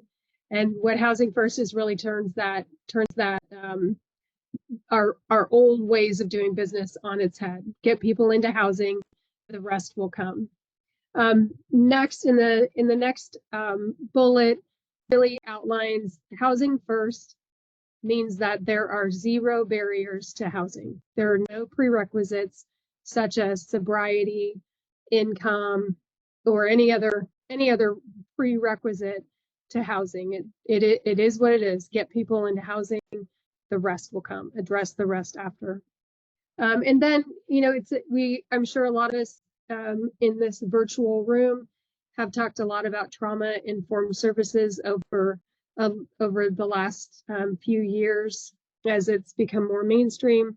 This is really a trauma-informed approach or harm reduction philosophy that recognizes people are coming to us from a lot of different places, and safety is necessary. Housing is necessary before any other issues that the household is experiencing can be addressed. Next slide. As the video suggests, Housing First is a completely individualized program or philosophy. It's a way of addressing each household's unique set of circumstances in a unique way that meets people where they're at. That I think the video said it's not a one-size-fits-all approach. It allows case managers and other staff to really see the exact needs of each household. It also allows for us to provide interventions or provide certain resources at the time and place that participants are ready to receive them, which I'm sure a lot of you can attest to, that sometimes that happens fairly rapidly upon housing. Sometimes it takes 5 years before anybody is, before a person is ready to take that next step into whatever issue it is that they need to address for long-term, potentially unsubsidized housing. So this also speaks to, Markea talked about progressive engagement a little bit ago. Progressive engagement should be a tool that our case managers use throughout the housing journey, not just during the time that the household or the person is homeless. That progressive engagement is really important, especially if you are truly practicing housing first, that you are recognizing, engaging where people are at in their journey, and again, initiating those services or working to connect to resources at the right time, that our participants are ready to accept them. One thing I did not mention the other day, Housing First does not mean housing only. It is our job to continuously try to engage, again, with a light touch, whatever it takes. If your case managers are really in tune with their households, they're going to know when, where, and how. Now, for the most part, we're human, but it doesn't mean housing only. It is still our job to continuously try to engage, continuously try to connect to resources, continuously evaluate, working with our participants to go on to the next step. And also the video did talk about this as well, that sometimes people are going to fall out of housing. So we try again, we rehouse, we rework, we figure it out. So it's the journey is ups and downs, like the video showed. But if you're truly practicing housing first, eventually you are you're going to see the results that you're looking for. Next slide. I'm not going to belabor this. You can go back to it if you're interested, but I really like this graphic because it does show the difference between maybe some more antiquated housing readiness programs that really are, they're like landmines just waiting to trip people up, that there are so many potential, this graphic calls them fail points, which is a great way of putting it, that, you know, it is inherently against housing stabilization and just is waiting for people to fall out. So especially people who are chronically homeless, who have been outdoors for a very, very long time, can't get through this landmine again. Just so if you look at all the fail points, whereas Housing First gets you into housing and until you are ready to address whatever those barriers are, whether it's income, maybe some medical, physical issues, some mental health, or substance abuse. So again, you can, if you have any questions about Housing First or really any other NOFO related issues, my name, email, and phone number is in the chat. Thank you, Amber. I say this every year, whether you're brand new to NOFO or if this is your first couple of years when it all is still very confusing, I would be happy to be a resource at this time. So please feel free to reach out to me. Thank you, Lynn, as always. I think we're making really good time. So I recommend that we take a little breather, shake our legs out, freshen up our coffee or whatever, and reconvene at 1:40. Does that work? Righto. Thanks, everyone. It's 1:41. Thanks for rejoining us. Our next two presenters are John Trammell and Paris Mendoza, who are tuning in from Drum Center for Children. They're going to talk to you about promoting equity. Hi everyone, my name is Paris Mendoza. I use she, her pronouns, and I'm the Vice President of Youth for Change and also a Youth Ambassador for Drum Farm. Hi, good afternoon everyone. My name is John Trammell. I use he, him pronouns. I am the Associate Director here at Drum Center for Children, Drum Farm. Also, Paris and I both are members of the Administration and Finance Committee for the Continuum of Care. And I'm also the co-chair of that committee with Lynn Rose, who just shared a little bit of shortly ago about Housing First. So it's good to be with you this afternoon. Obviously, as we talk about promoting equity, we're going to look at racial equity here briefly in our time together, as well as equity for folks that identify as LGBTQIA individuals in our COC. And as always, I always start by acknowledging that, like, the little bit of time that we have this afternoon does not in any way do this topic justice. That the issues at hand, the challenges that we face around inequities and disparities in our community is so significant that we need, probably a week to really hash out all the things that need to happen to begin to eradicate the disparities and the inequities in our community. But for today, we're just going to give you kind of an overview to better understand what this looks like and some action steps that we can take at a high level, obviously, and ask you all, though, the important thing of this is that this is just to scratch the surface. And I want to challenge everyone today that's on the call that do your homework, dive into this topic, read, study everything you can to learn and educate yourself and commit yourself to doing this work. So next slide, please.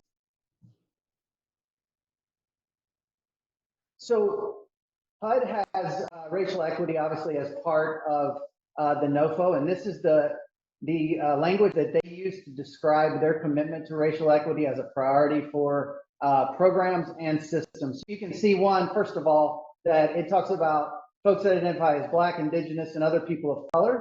And depending on what communities we reside in, those disparities can look different for different racial groups.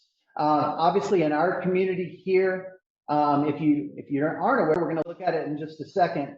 Folks that identify as Black or African American make up a substantial disparity in their overrepresentation, not only in homelessness, but also in poverty in general. And we're going to look at that in just a moment. But I want to point out a couple of things in HUD's language. First of all, HUD emphasizes, as you can see in the third line of this, system and program changes to address racial equity within the COC and projects. So this isn't something that's just like, hey, program people, you all figure this out. This is something that we as a collective group of people working together have to commit to together to figure this out, because it's not happening just at an individual project level. This is happening more largely in our system, as well as more largely in our society. So it's even bigger than just our little part of the world here. And this is, as you can see, this is not just, HUD lists some things here, such as partnering with racially diverse set of community partners, people with experiencing homelessness, as well as organizations that have experienced serving underserved populations. So, and then focusing on data, on policies, procedure, and processes that create these barriers and these disparities. So we're going to talk a little bit more about that as we go, but next slide, please.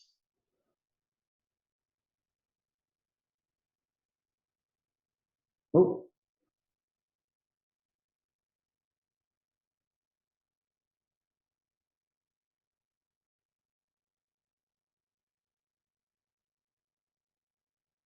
I read her lip. She said, sorry, guys, I have too many screens going at the same time. Give me a moment. That's all right.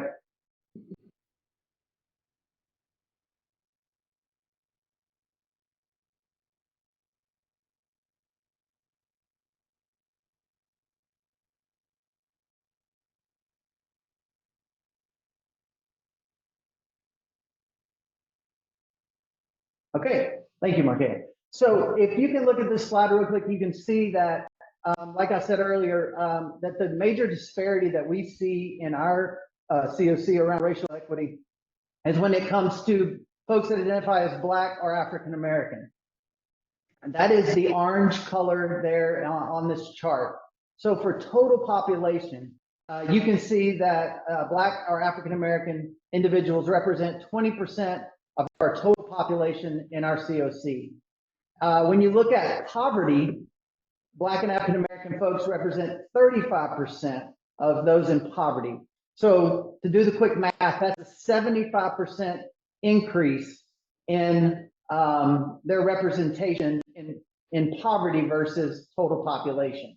If you look at the red, which is white individuals, 66% of our total population, but actually it decreases by 20%, right, to 46%. So it goes down while Black or African American folks representation goes up. When we look at experiencing homelessness, that's at 36%, which is 80% increase from the total population.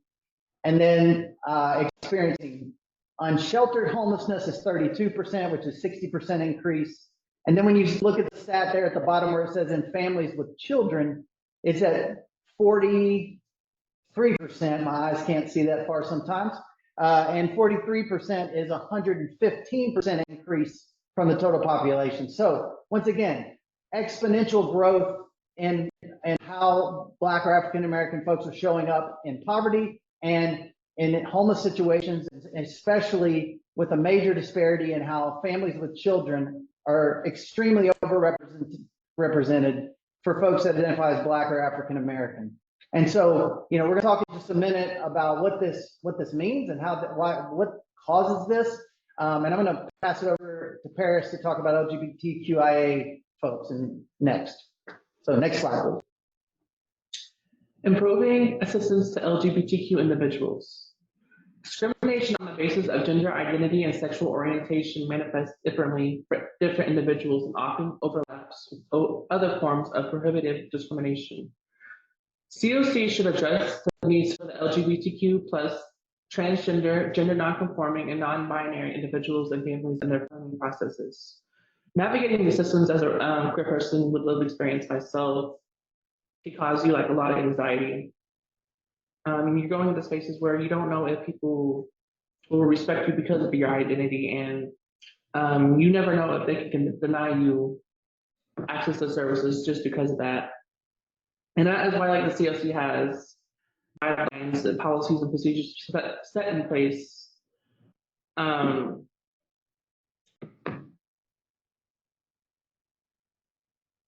ensure that there's like a level of like privacy and security. This also makes it so individuals who are part of the LGBTQ plus community feel valued and heard, ensuring them they have equitable access to services across the board. So, next slide, please. Right here is the LGBTQIA plus data, members of the LGBTQ plus community often face discriminations in many areas of their lives, but especially regarding housing status. LGBTQIA plus individuals are highly overrepresented in the homeless population, and once in a homeless situation are more likely to endure discrimination and harassment that extends their homelessness. They are less likely to seek access to life-saving support in both healthcare and housing. Up to 40% of homeless youth identify as LGBTQI+, while the general youth population is only 10% LGBTQIA+. 26% of homeless youth, LGBTQ youth, report being forced out of their homes solely on the basis of their sexual orientation / gender identity. And LGBTQ people experience a number of health disparities in the areas of behavioral health, physical health, and access to care, and experience higher risk for certain health conditions and worse health outcomes. All right, thank you. Yeah, next slide, please. So now we're going to talk about, here, pull that back just for a second, that first one. That's okay, it's fine. That's okay, now you, hold on, back it up, back it up, there, right there, that's good. So, sorry, it's fun, the virtual session where, yeah, different people are controlling the slides, no worries at all. Anyway, all right, so causes of the disparity. So we're going to talk first. I'm just going to use race as first here as to do a little exercise. So I want to ask you all, and I'm going to invite you into this exercise, and I'm going to ask you to put things in the chat. And so I hope you're listening and maybe, paying attention for the moment so you can type in the chat real quick. Back it up, please, whoever put that. Yes, we don't mind taking that. Back to just, there we go. So we're going to look at just racial prejudice first. What are those stereotypes, those myths, those biases that people have around race in our society? And we're going to once again go to the population of folks in our community that are overrepresented in the homeless population, which is Black or African American folks. So if we think about negative messages or stereotypes about Black or African American folks in our community, type in the chat if you don't mind some of those. Just, it could be one word, right? Like aggressive or manipulative. So type, yep, Rob says aggressive. Yep, don't work, lazy, uneducated. Others, more prone to violence, I would say. There's also, yeah, drug addicts, dealers, right, more likely to participate in criminal activity. Sexually promiscuous or over-sexualized, criminals, absolutely, right? So we could go on, and there's lots of these things that are perpetuated in our society, beliefs, myths, distortions that we hear about folks that are Black or African American.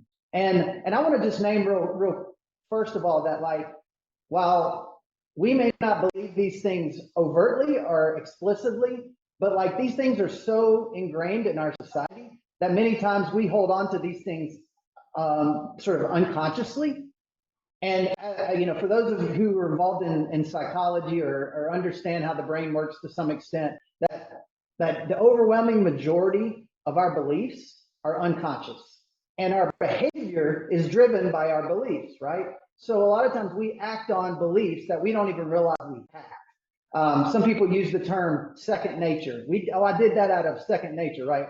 What that means is it's so ingrained in us that we responded to something, not even realizing that was based on a belief that we were holding, right? So I want to name that racial prejudice is, while many of us in this call today would hopefully, we are not actively perpetuating these things maliciously, but that we have to be real clear that we hold on to some of these things even internally, and that even if we identify as Black or African American, we can still hold on to these racial prejudice about folks that identify like us, right?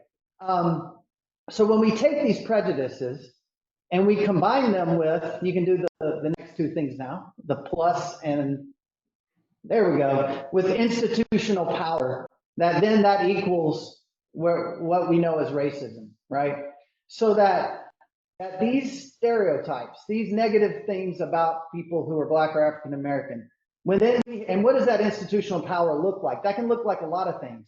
That can look like a teacher who holds these beliefs, who kicks a kid out of a classroom for doing something that maybe a white kid did the same thing. But when you believe these negative messages that this Black kid is aggressive or is being, is malicious in some way, then like, once again, the teacher has that power, they kick them out. That leads to a negative consequence, which is racism, right? And so if you would, you can pop up the next set of things. So once again, in the same way, when we talk about sexual orientation and gender identity, if there are prejudices that exist, right? Some of the same prejudices exist about folks who are LGBTQIA as the same things we've listed about people who are Black or African American, because our system holds people down and oppresses people and marginalizes people based on a very similar set of beliefs, right? It's a toolkit that is implemented to hold people down and push people back and marginalize people. So those same prejudices combined with institutional power equal the oppression. And in this case, we're talking about cisgenderism and heterosexism, right? And so Paris and I next are just going to give you some examples of some of the ways this disparity shows up in systems. So if you would, you can go ahead and plop down the rest of this slide. Right there. Okay, great. So we're going to start with education. So education and housing, I have like two examples that kind of go hand in hand to each other. So like for education, some college students who are trans/non-binary go to a college and they are going to the dorm, but the policies of the college campus says that they can only go to the dorms that they were assigned with at birth. And so this causes the person to drop out just because of like safety reasons and stuff like that. And it can be the same for housing too, for like a organization, they have a policy set in place where they can only go to a floor where they were, and they have to go to the gym they were assigned with at birth. And so that would also cause like safety concerns as well for that person. And so they decide to leave that program and they're now living on the streets. For healthcare, say a person who is in Missouri, they passed a law in Missouri saying that they are banning gender affirming care, which they actively try to do to this day. Legislators use the prejudice to attack trans people, and since that law was set in place, trans people cannot go anywhere in the state to get the healthcare that they need. So this causes that person to move to another state like California, which is also a sanctuary state and also a place where they can get the healthcare that they need. And then for policing, someone who is male presenting, say they go to the police and they make a domestic violence report, but they're not taken seriously because the police think that the male presenting person should defend themselves, and they never take them seriously. Well, in turn, that doesn't solve any problems, and they're turned away. And so that's all I have for that. Yeah, so definitely we can see, if you don't mind going back, so I'm just going to do a quick couple of examples around how racial prejudice shows up and to create racism in our system. So if we look at education, there's a KCUR study that was done a few years back that within the study, 40% of student population was African American or Black, and 74% of that population had experienced suspensions or expulsions. So 40% of those surveyed were Black, but 74% had said they experienced suspensions or expulsions. So what that means is that basically Black or African American students are 5 times more likely to be suspended. And they also found that in the study that they were 5 times more likely to be suspended, but also more likely for their suspension to be for longer periods of time as well. And even when they compare the same level of behavior, right?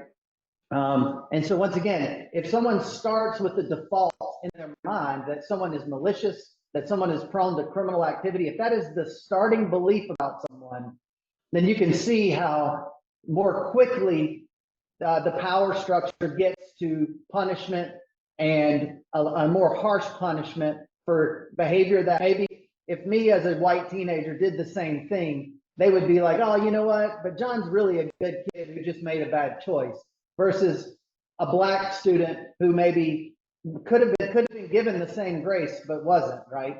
And that's how that shows up in education and housing. There was a study done once again by the Fordham Urban Law Journal, and it found that Black and Latinx or Hispanic borrowers were 2 times more likely to be placed in high-risk, high-cost loans, even after controlling for income, credit score, etc. So regardless that if you had the same level of like credit score, income, that Black and Latinx Hispanic borrowers were 2 times more likely to be given high-risk loans, high interest rates, those sort of things, which is predominantly given to people who the mortgage industry believes are going to fail or are more likely to fail, right? So once again, these prejudices are put into place to create the disparity, not based on actually what is true, but what these false beliefs, these myths that people hold on to. Healthcare.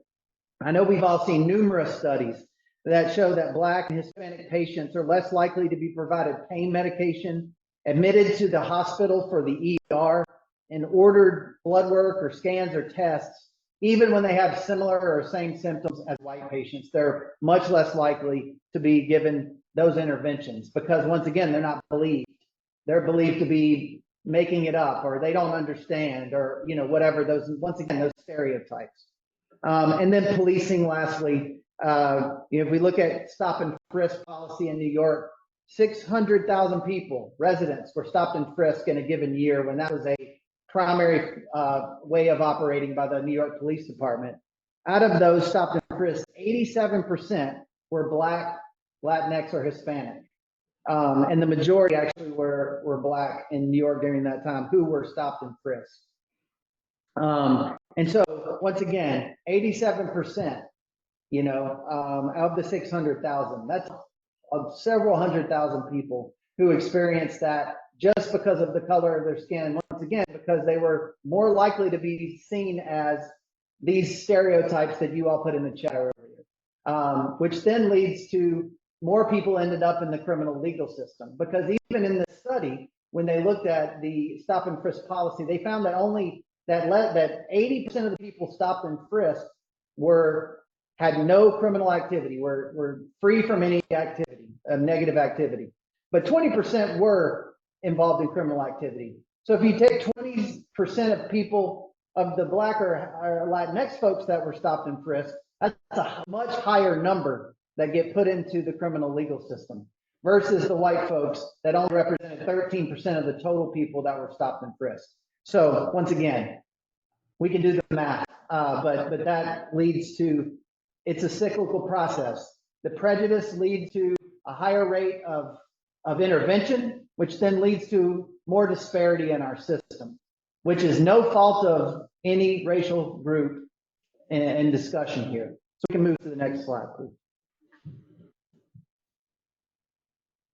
How do we contribute and or collude? So implicit bias, and what is implicit bias? It is an unconscious belief and attitudes we hold based on race, gender, and sexual orientation. It is important to do internal work to identify those attitudes and beliefs and unlearn them. And then the saviorism mindset. And so this is really like a sense of paternalism or believing that people are incapable, right? And so, if you don't mind going back real quick, sorry. The saviorism mindset. And like I said, paternalism and believing that the person you're helping is incapable. And I said this on Friday at the training, and I probably said this, in the space with some of you before, but I like to think of it as what my grandma called bless their hearts, right? When my grandma said, bless your heart, that was not a compliment. That what she was thinking was not how great or how smart or how wonderful of a person you are. It was a poor, pitiful you comment, right?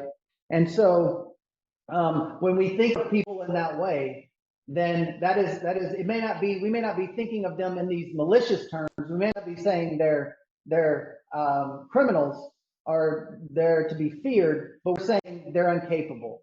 They're not able to do this, right? And so we have to pay attention to our mindset and say, am I treating someone as in that way? Am I patronizing them? Am I treating them in a paternalistic way of believing they don't have agency to take care of their own situation?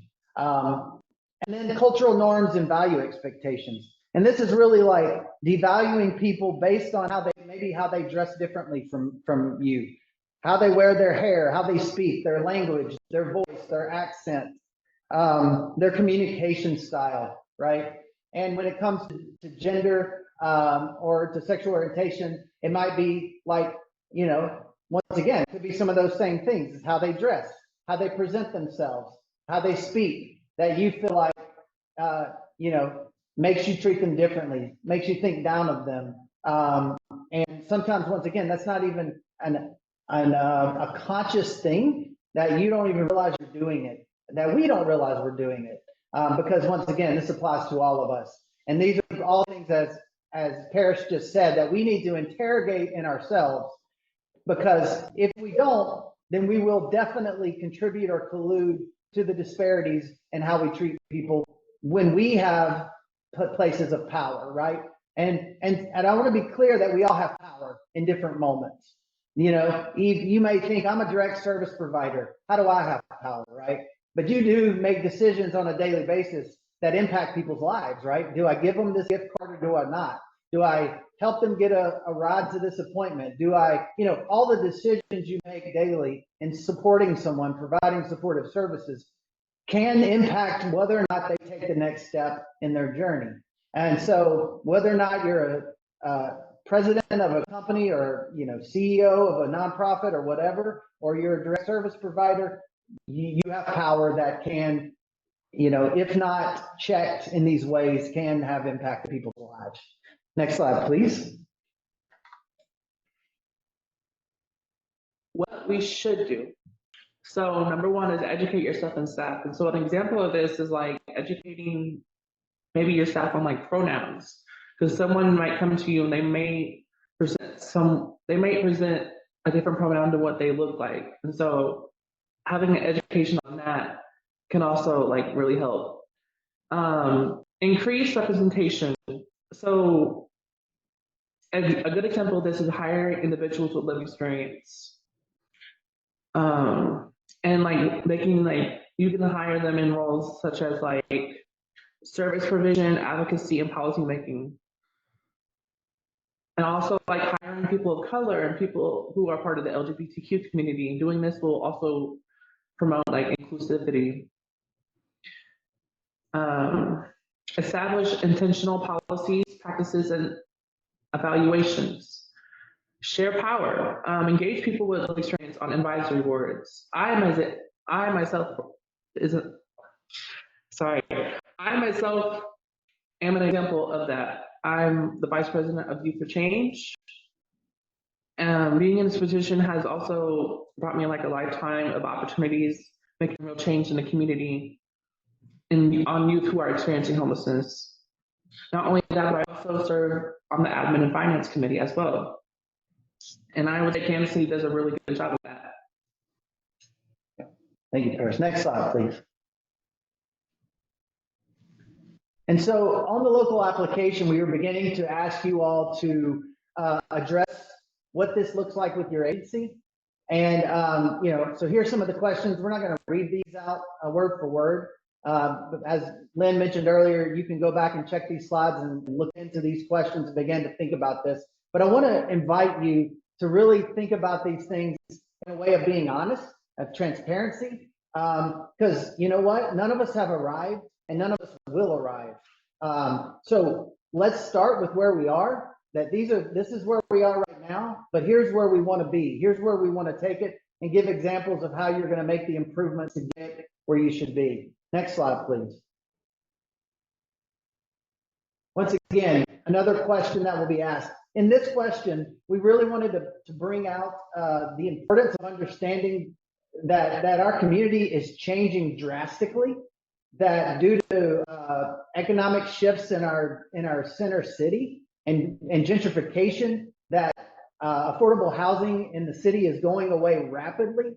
And many of folks who maybe have lived in the city or found affordable housing in the city are being pushed out to other areas.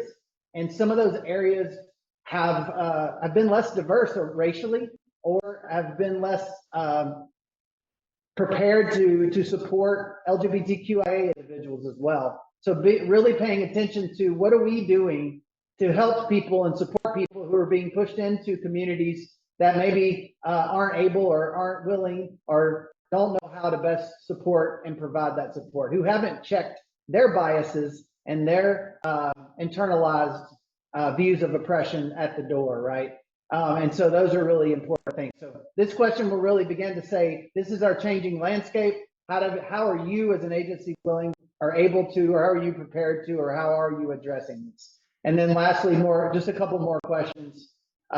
Next slide, please. That once again are looking at race and the LGBTQIA population and how you as an agency are dealing with and supporting folks who identify in those ways to begin to overcome these disparities and to promote equity so that all of our individuals in our community are treated with respect and with dignity and with agency and are able to better be supported to get to where they want to be in life. And that is the ultimate goal. Next slide, please. Anything you want to say on this, Paris? And so this is just more information about persons with lived experience and how this shows up in the NOFO. And Paris said a lot of wonderful things about this already. So once again, you can revisit this at a later date. Thank you for your time. I think that's it for us. Thank you, John and Paris. And I'm so sorry for my computer challenges. I do not know what's going on with my computer. Let's see. So are there any questions about promoting equity or about the questions that you'll be asked to respond to in the application? Perfect. We'll keep going. Next up is housing and healthcare. Do we have Robbie on the call today? Today we get Rachel Erpelding. Oh, Rachel, you're presenting. Okay, we have Rachel Erpelding presenting on our housing and healthcare group. Thank you, Markea. I'm gonna fill in for Robbie. I hope I do as good of a job as I'm sure he did on Friday. My name is Rachel Erpelding. I am with Kim Wilson Housing. I am also on the admin and finance committee, and I'm part of a work group that is anticipating the need to collaborate with housing and healthcare and really try to figure out different ways that our COC member organizations can do that. So we are going to spend a little bit of time talking about what that looks like both for the NOFO and what it could look like potentially in project applicants programs. So first, the importance of partnering with healthcare organizations has been an increasing focus for HUD for a few different reasons. First, that it's cost effective, and also there's a focus on improving the lives and really demonstrating that we are doing certain things to make sure that we are actually improving the lives of the people that we are housing. So I'm just going to summarize these. I know this is a lot to read, but the first thing is that the Consolidated Appropriations Act now is specifically calling it out and directing HUD to provide incentives to create projects that coordinate both housing providers and healthcare organizations. And our COC in the collaborative application could potentially be awarded some incentives or points for demonstrating that there are projects that really do well in coordinating healthcare services and into their housing programs. And by healthcare, it is both physical healthcare and behavioral healthcare, meaning mental health and substance use. So it's a focus on whole person care. Some of the ways that our COC altogether can demonstrate this is to make sure that we are providing training to all of you, and that's part of what this is about. And we hope to continue to provide training and technical assistance to people who are to organizations who are really trying to move in this direction. And so we will demonstrate that we are supporting agencies in that way. We must also demonstrate that we have a way of assessing and needs for healthcare, including substance use disorder and mental health treatment, and that we appropriately refer and provide access. And it's more than just referral. Really, what HUD is not looking for, okay, well, somebody has a substance use disorder, or somebody is using substances and they've decided they do not want to do that anymore because it's having a negative impact on their life. And so we told them about this program. That's not what they're looking for, and that's not what we should be looking for as a COC. We should be looking for what is going to help this person get into and maintain housing. They've expressed that they want to reduce their use. How do we provide them access? And how do we make sure that that happens for them? How do we make sure we're collaborating with that provider? How do we help them be successful in that program? That's what we are looking for, and that's what's best for our COC and for HUD and for the people that we serve, most importantly. And we're gonna talk about that a little bit more in some other slides.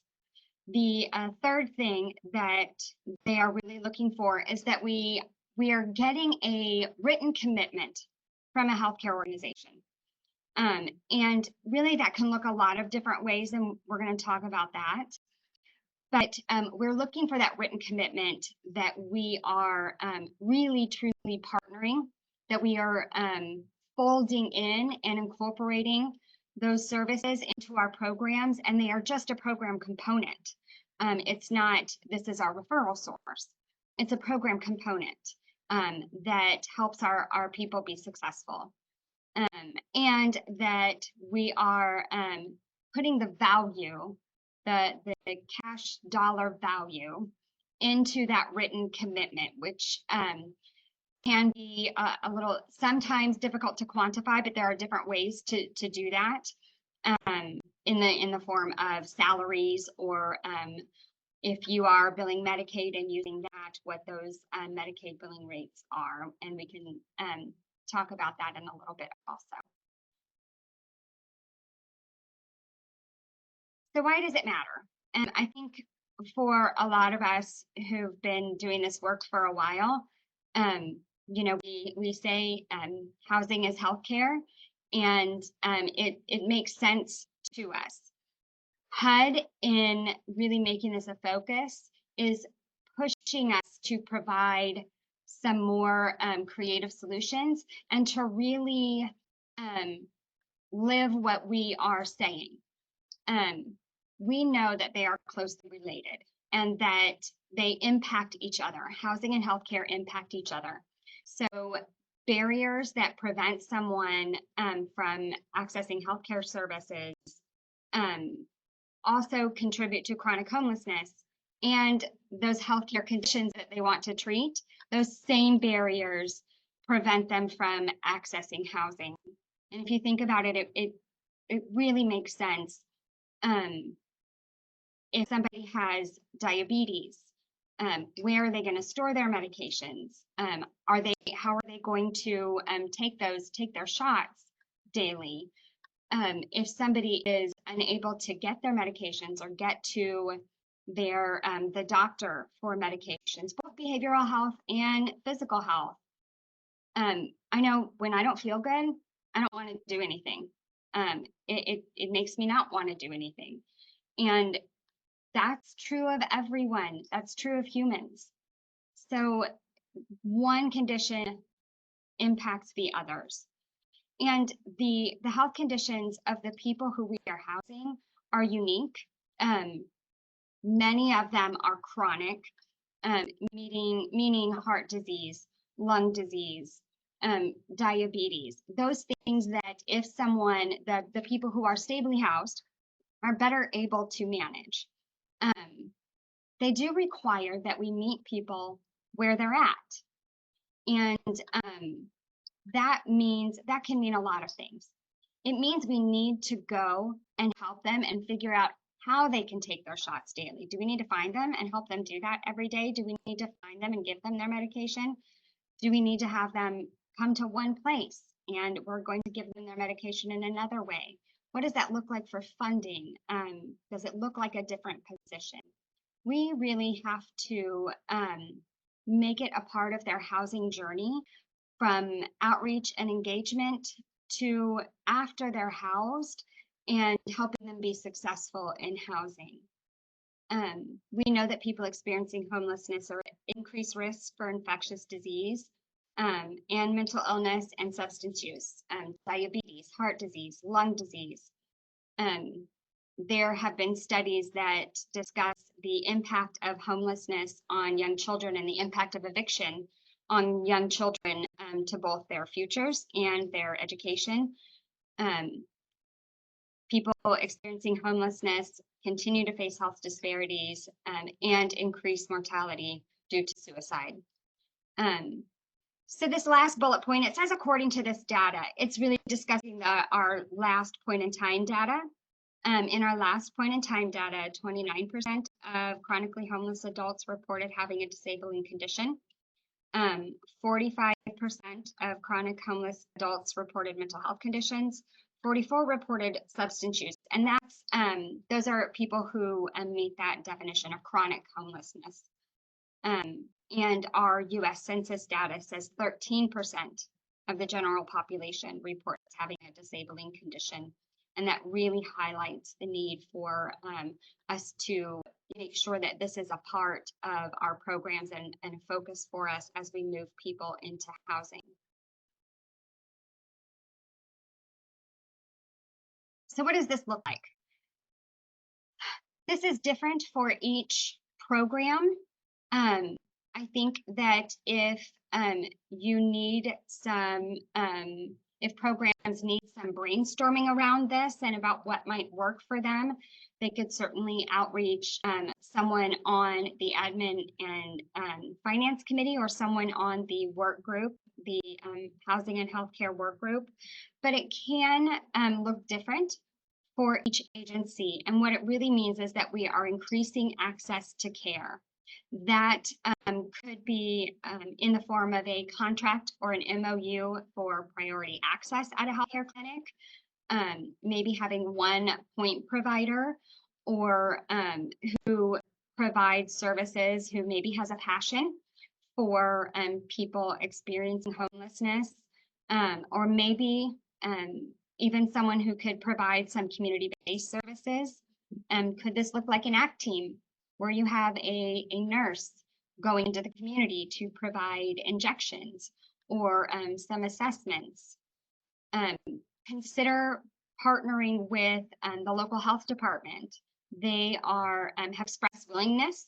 Both of the local health departments have expressed willingness to partner and discuss community healthcare workers.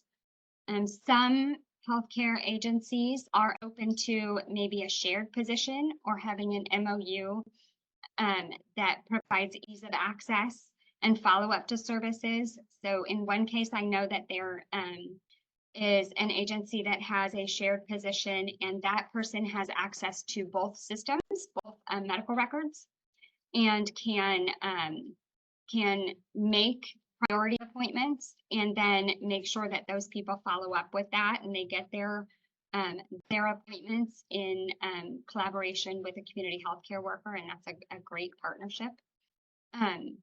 So I encourage you to brainstorm and think about things that you gaps that you might have in your services, and that can be a hard thing to do. Where are you seeing the pain points? Where do you see people struggling with this? And what could you potentially put in place to ease that pain point? And think about that. Okay, Marcia, you can click. Thank you. So how to start? A lot of the people on the call right now have some great connections. So I would encourage you, if you really are committed to increasing these partnerships and to making this a part of your program, reach out to Marcia or Amber or somebody on the admin and finance committee, and we can maybe put you in contact with some people to talk to. But just start the conversation. Just say, hey, we were thinking about this. Who can I talk to? Because especially in some bigger systems, you might not get the right person in the beginning, but start the conversation and start drilling down to see who you can talk to. Also talk to, in Kansas, we have Medicaid contracted organizations, MCOs, like Aetna, United Healthcare. In Missouri, you have your Medicaid organizations also. They are also able to coordinate and be a part of and partner with people. So Vibrant Health, KU Med Center, University Health, again, the county health departments, both of them on both sides of the line have expressed interest. Health Forward Foundation is a wonderful resource, and we have some contacts there. They can both provide some brainstorming to figure out how to get things done and some additional contacts. So we really want to encourage people to start thinking about what the people in our services need, what the people that we are housing need, what our community needs, what we need to get people housed and healthy, and to help them be successful in housing, and how we can partner with other agencies to do that, and reach out and make sure that you are just expressing an interest, and we will brainstorm with you and help you make some connections. So, like I said, we have seen this focus for a little bit from HUD, the focus on healthcare and housing. We have developed a housing and healthcare work group that many of us are on. Our priorities are enhancing collaborative partnerships and really facilitating the integration into supportive services. And again, that's more than just a referral. We want it integrated into programs because that's what's best for people. Building improved care coordination between healthcare providers, housing providers, and also other nonprofits, and also promoting education. Something that we are doing is creating a set of minimum standards of what this might look like in programs or in a COC. We have a document that we are going to be presenting that really outlines what this could look like and how we could get this done. And we are also focusing on policy and system change through the collection of data. And because that's also a focus from HUD, but also because that's what really tells us what questions we need to be asking. And I would encourage you to look at data that way, as a way to tell us what questions we need to ask and problem solve from those questions and the answers that we come up with. So look at your data. Where are you seeing your gaps? And then ask the question, how can we fill this gap? So we are looking at ways that we can help us meet this need as a larger COC. And I think that is the end of our slides. If you have any questions, please reach out to myself or Robbie. And we're happy to get you to the right person. Perfect. Oh, go ahead. Oh, yeah, thank you. Yeah, Amber's up with the NOFO process. Thank you. Yep. As Marquez said, some of these last sections that we're diving into, we did save at the end intentionally. So now we're really hitting the nitty gritty of what this NOFO looks like. Next slide, please. So every year, like we mentioned, how to award COC program funding competitively to nonprofits, state and or local governments. And you will hear us say it all day, every day. This is what we call the NOFO, so Notice of Funding Opportunity. The Missouri 604 estimated total funding for this year looks like you see on the screen. So like we mentioned earlier, the tier 1 is the 90% of our renewal projects. So what that looks like this year is $16,417,245. Bonus projects, we're looking at about 2.2 million. And then for DV bonus projects this year, they're giving us about 1.9 million. And then you can see tier 2 is the equivalent to the 10% of the renewal amount, plus any bonus dollars available. Next slide. Kind of when we talked about earlier when I spoke about the differences of the COC funding this year, the domestic violence bonus funds is something we've seen over the past, I don't know, like 5 NOFO cycles maybe. And this is dedicated funds that HUD sets aside that fall under this category. So when Marquez spoke on category 4 earlier, and then some of those unsafe types of situations in category 3, all of those would fall under this domestic violence bonus funds. I'm not going to read all of that on this page, but like we mentioned, HUD has really tried to open that definition and really broaden it to really engulf anyone that is experiencing violence. So eligible costs. So continuum of care program funds may be utilized for activities in the following categories. So when I threw Lynn's name out there earlier, this is when Lynn is a guru, and I don't say that lightly. She's really good at budgets and line items. So I know even older projects can sometimes struggle, but if you're newer, really call on folks that have done this a long time, because a lot of times this process is where it comes kind of overwhelming. So you can, eligible costs can be acquisition of real property, so not renewable.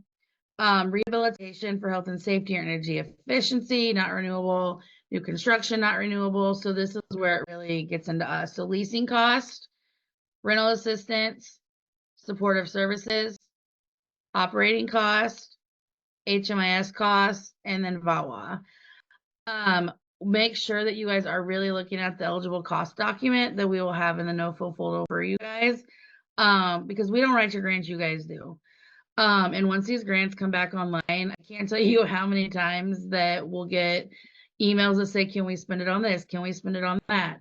That is up to y'all and you writing your grants and what HUD considers eligible.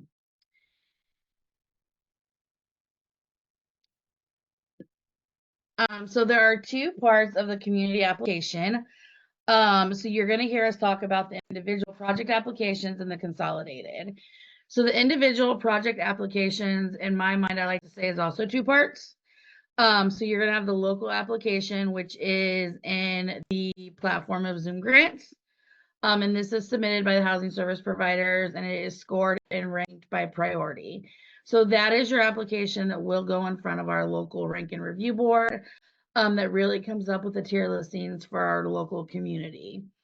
Each project applicant is also responsible for uploading an application in eSnaps. If you're a new applicant, eSnaps is clunky, eSnaps is prehistoric, but you can get yourself and work your way through it. There will be lots of resources that we will give you in Dropbox, on the website, and just on the interwebs themselves that can really help you get through eSnaps. There is also what is called the consolidated application, which you've heard us talk about several times today, which is the comprehensive application that our agency is responsible for leading and guiding and getting submitted to HUD in conjunction with all of your local project applications. That consolidated application, although that it's led by us, I want everyone to know it's not written by us, just GKCCEH. The Admin and Finance Committee really does help. We look at local community stakeholders that may not even be applying, that we really get numbers from our housing authorities, our health departments. So that consolidated application, we really are taking things from the community at large. Another thing that we wanted to point out is if you are applying for a DV bonus project, there are additional consolidated application questions that you will be responsible to answer. Our staff will help you do that and help you lead you through that process. But those are in addition to your individual applications in Zoom grants and in eSnaps. So we just want to make sure that those of you that would be doing DV bonus will have a few extra questions to answer. And then a ranked list of projects that we recommend using the 2-tier system is what we submit with our consolidated application. Next slide, please. So what the process looks like full force altogether. So first of all, HUD releases the NOFO announcement, which once we got that, we pushed it out. The notice and the link is sent out to you guys by email on our website. I will say through the NOFO process, I would check your email daily. Make sure that you're checking spam, trash, because constant contact. Some of you all may have done something with it that it goes to your spam now. But just throughout this process, really consistently look at your email and our website. The timeline has been distributed by us, and it's also posted to the website. That timeline sometimes does change, as HUD will sometimes do extensions or so forth. So really make sure that you are paying attention to that timeline and highlighting those exact due dates that you guys have stuff due. The mandatory applicant training, which obviously you're all sitting at today. Our application instructions and training material will be posted on our website and distributed by email. I believe that's tomorrow. GKCC Zoom Grants application portal opens. You'll also get directions around how to access the portal. Submit project applications, PDF form, eSnaps, and your local application. So this, Krista, Kaylee will get you added to our constant contact right now to make sure that you're getting those. So not only are you submitting your application in Zoom grants, you will also be hitting submit in eSnaps. I know that was confusing to some folks last year, but those both happen at the same time. And you also have to submit the PDF of your eSnaps with your Zoom grant. If for some reason your application needs adjustments after our rank and review policy and process has gone through, we will reach back out to y'all and we would have to re-release your eSnaps grant to you. But we would contact you one-on-one to set that up. Any questions about the process, or is that clear as mud? If you are a new applicant, ask questions right now because it's no question stupid. Perfect. Okay, so once we get you guys your application submitted in Zoom grants and eSnaps, all of the Zoom grants applications are then sent to our rank and review panel for review. They go over them. We have our consensus meeting. We do all that good stuff. And then if your project was not selected to go in front of rank and review, you will be notified beforehand. Before that meeting even happens. So say your application doesn't meet threshold or you didn't get it in on time, you will be notified prior to our consensus meeting. The consensus meeting happens. Agencies with projects that are recommended for reallocation are then notified in writing and by phone by Markea Watson. Then the agencies that have been rejected, they may appeal their decision. That appeals consensus meeting is set. Then that goes in front of rank and review and the board. And then once it goes through appeal if necessary. We then publish the final tier listings on the website, and that gets submitted with the collaborative application. We want everyone to know that just because our community does the tier 1 and tier 2 listing locally, HUD still has the right to fund how they want to once they get it. All of ours are just recommendations from our community to HUD, but HUD has that final decision-making factor once we submit the collaborative as a whole. Next slide, please. If you need to revise your applications, that's when we would send them back to you. Final application submissions and eSnaps. We then publicly post it on our website, and then we sit and wait around for HUD for about 3 to 4 months. And I say that because that's generally the amount of time that it takes. We generally find out around Christmas time, around the holidays, but this application is due a little later. So I'm not sure if we'll know by the end of the year or not, which gives me anxiety in itself. Happy holidays. Next slide, please. All right, technical guidance. So I'm talking to new project applicants right now. So the thing that you're going to make sure that you need to be ready for throughout this competition is your letter of intent, which you've already submitted. If you are a new applicant, make sure that you are getting set up in eSnaps prior to that even being open, and making sure that you have 2 registrants per your organization, not just 1, 2. Making sure that you have your UEI, so your unique identity identifier. That's through sam.gov. Making sure that your COC program policy and procedure manual is in compliance with the HARTH regulation and on file with HUD. Match documentation, working on that now, and getting that in place. Making sure that your agency code of conduct, because you're not going to have specific policy and procedures for a new program, but making sure that your agency code of conduct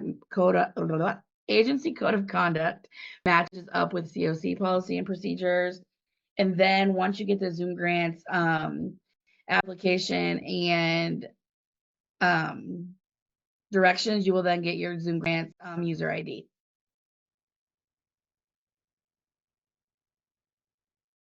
So new project application required documentation. Like we said, your new project application will be in Zoom grants, then your eSnaps application and export. Markeia mentioned earlier that match documentation needs to be on letterhead, must be 25% of the HUD project amount requested, including admin, and this omits leasing. And you can include cash or in-kind resources like she mentioned. We will need your most recent agency audit. Findings only does not include the entire report.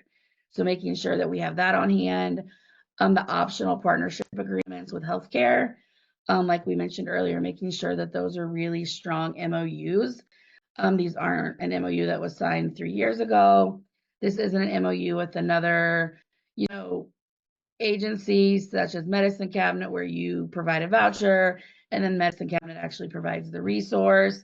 Really making sure that we have actual partnerships, and then making sure that all required eSnap documents are there and complete.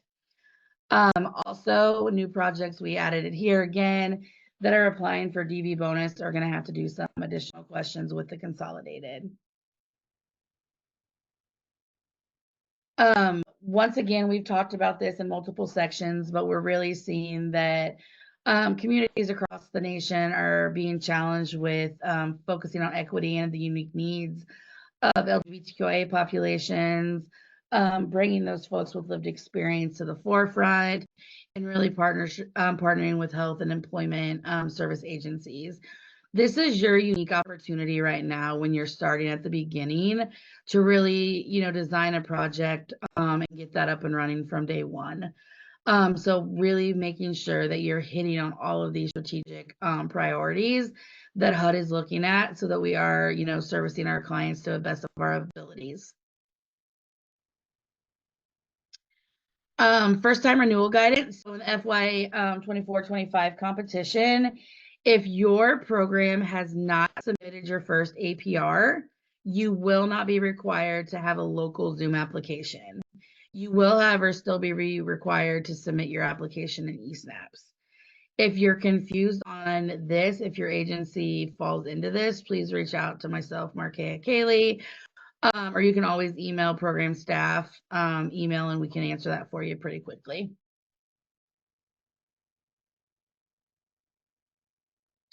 These are some other eligible processes through the NOFO. I am not going to read all of these word for word, but familiarize yourself with them when you are reading the NOFO in its entirety to see if these could potentially be something that your program could benefit from or that you and another agency could completely or potentially partner up on. So looking at consolidations, transitions, expansions, or reallocations. So just really familiarize yourself with these 4 types of eligible processes throughout the NOFO. All right, renewable projects. You will too have your local renewal application in Zoom Grants along with your eSnaps PDF. Match documentation is the same as it was for new projects. We will need to see your final ELOCs drawdown from your last closed out grant. So making sure that we have that as the attachment, looking at those optional partnerships, and then once again, making sure that all of your attachments are in eSnaps and that they're appropriate and accurately filled out.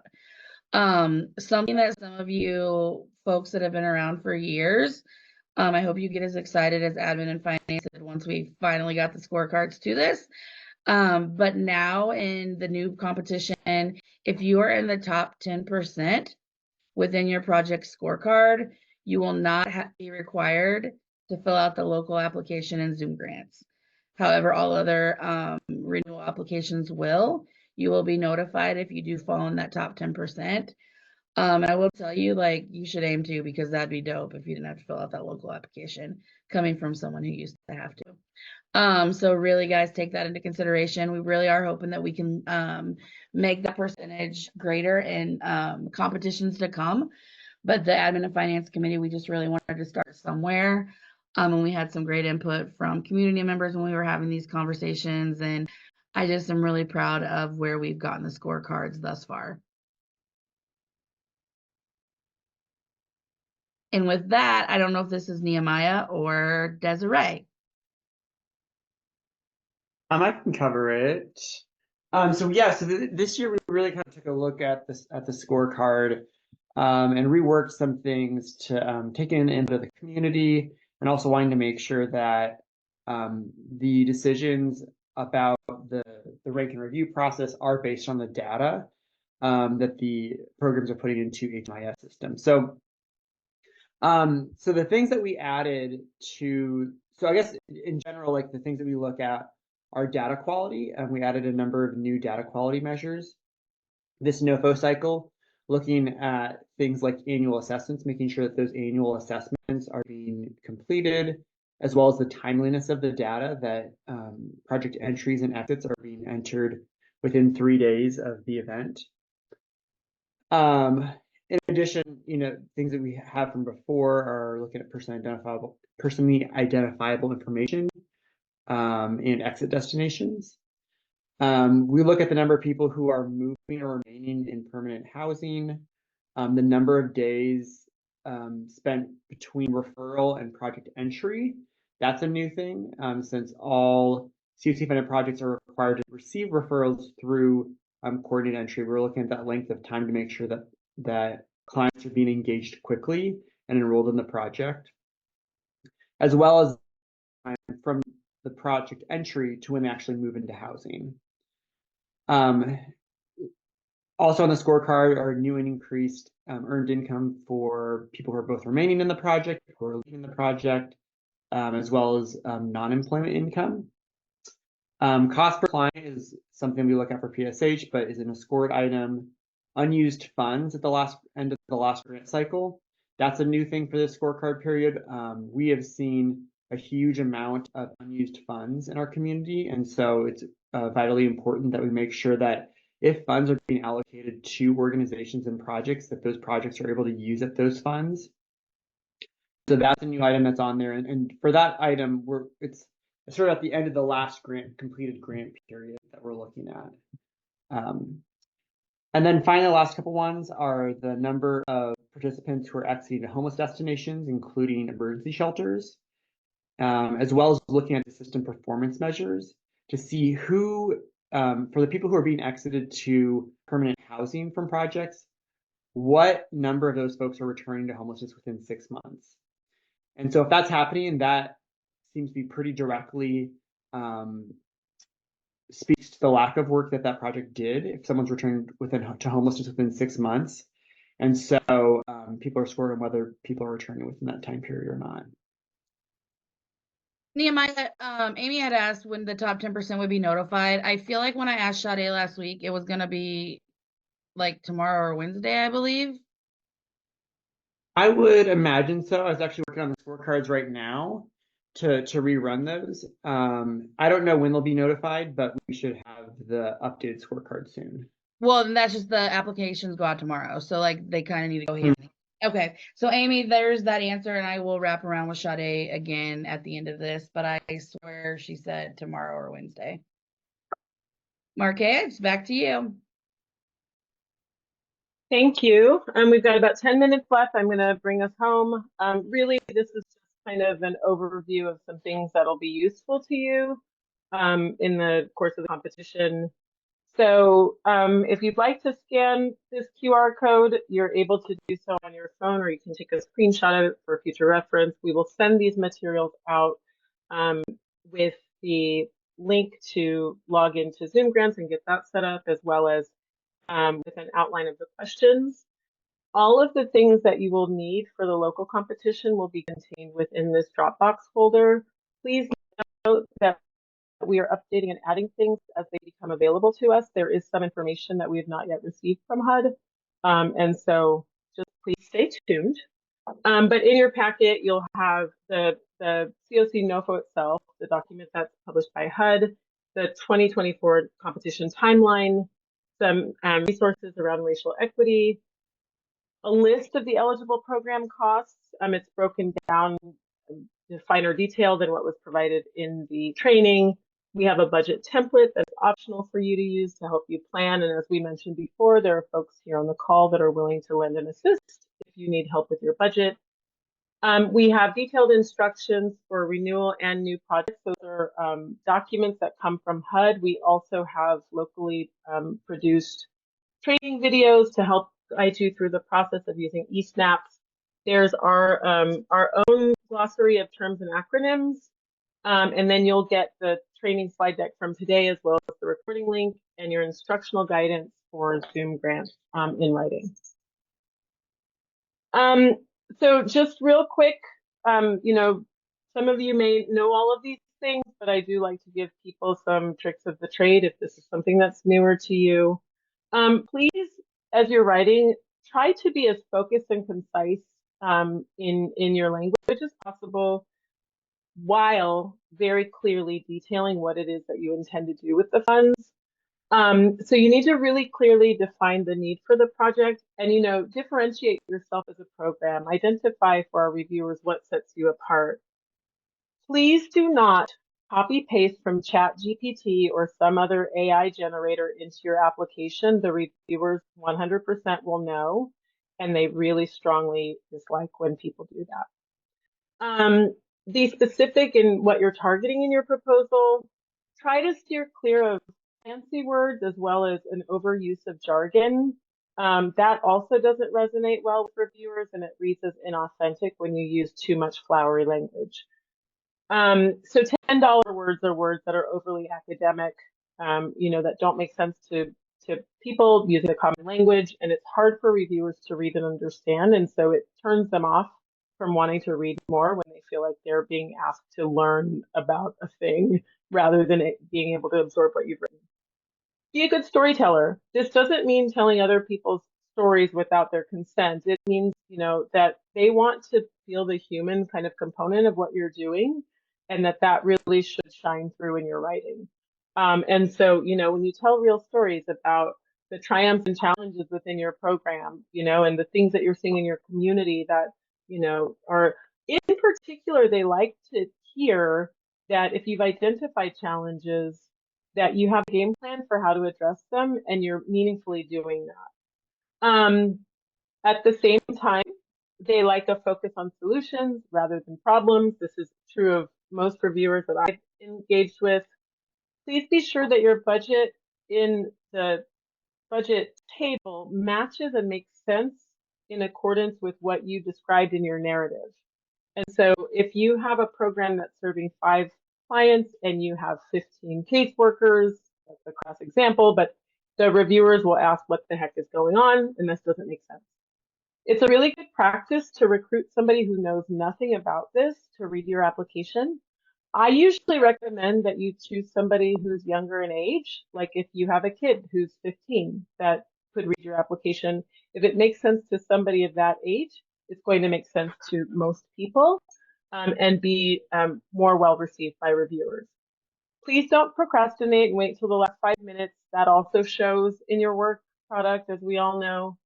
Details do matter, you know, and so making sure that your spelling is correct, that your punctuation is correct, all that sort of thing. Please don't send unnecessary documents that we're not asking for. They won't be reviewed and it's a waste of your time. And then please do not reference your own agency or program 100 times through your application because we manually redact those. And it's incredibly time consuming. And we've seen applications that just nonstop reference their program. We love that you love it, but it makes it really difficult for us to redact. Feedback that we've gotten at the local level, please talk about the person and not the program. You're centering the client, not yourself. And that is a pitfall that a lot of organizations fall into. Like I said before, your funding request and the number of staff in particular that you're budgeting for should make sense. Please remember that people with lived experience, more than half of people with lived experience are reviewing your applications. So please be sensitive to that. You know, and so using people's first language and all that kind of stuff is important, but they also are very well versed and familiar with homeless serving programs, and they can smell BS when they're reading it. Be consistent. Your application should be one complete thought. Your project needs to serve the whole community and its geography. When you copy paste, if you copy paste, I strongly recommend that you type it over rather than copy paste because invariably you're going to screw something up copying a grant from one year to the next. Usually it's dates that don't make sense and then they can tell. Avoid hand-wavy responses, those raise red flags. So hand-wavy means that like if you say, oh yeah, we do housing, we do healthcare, we do Medicaid, we do everything, we do it all, and you don't really have a rational or cogent argument to demonstrate what you're doing, that reads as inauthentic. If you provide data, please also provide the source of the data. Data is always helpful to sell an idea. I said one complete thought in the fancy language. Please be sure to answer every single question. If you mean intentionally to skip a question, type NA or something in the box so that we know that you didn't skip it by accident. It doesn't mean that you'll get points for it, but it shows that you're thorough. And then last but not least, if you run out of space because of a character limit, do not give up and just not type in the rest of the answer. You need to go back in and tailor what you wrote so that it fits in the box. I can't tell you how many times, and I think this is another pitfall of copying and pasting, where people didn't pay attention and just pasted too much text into a box and it ran over. And the last thing, this little white bubble here about racial equity, if we're not having painful conversations about race and racism, we're probably not having the right conversation. And the reviewers want to know, they don't expect everyone to have this figured out. They actually don't expect anyone to have this figured out. But they do want to know that you authentically recognize the issue and that you are authentically working on solutions to the issue. So don't try to circumvent it or work around it. Identifying that you struggle in certain areas really resonates with reviewers. They want to hear the real truth of what you're seeing in your programs and that you're really, truly trying. Now, these are resources that will be linked in the slide deck as a PDF, so you can click on them to access that information.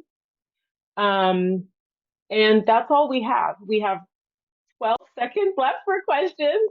We're happy to stick around for a moment if folks have something they need to ask and didn't get the opportunity. But otherwise, that concludes your FY24 COC NOFO training. I did put some random snippets in the chat that we talked about on Friday that just went along with some of the things Markeo was just saying. And another one is I know that we all are using Chat GPT, which we're not telling you not to, but literally last year we had like 4 of the exact same answers on applications because people, I think, copy and pasted the exact application question and then just went back and forth. So, I mean, if we are going to use AI, please tailor it to your own answer, because that was very annoying for our reviewers to read.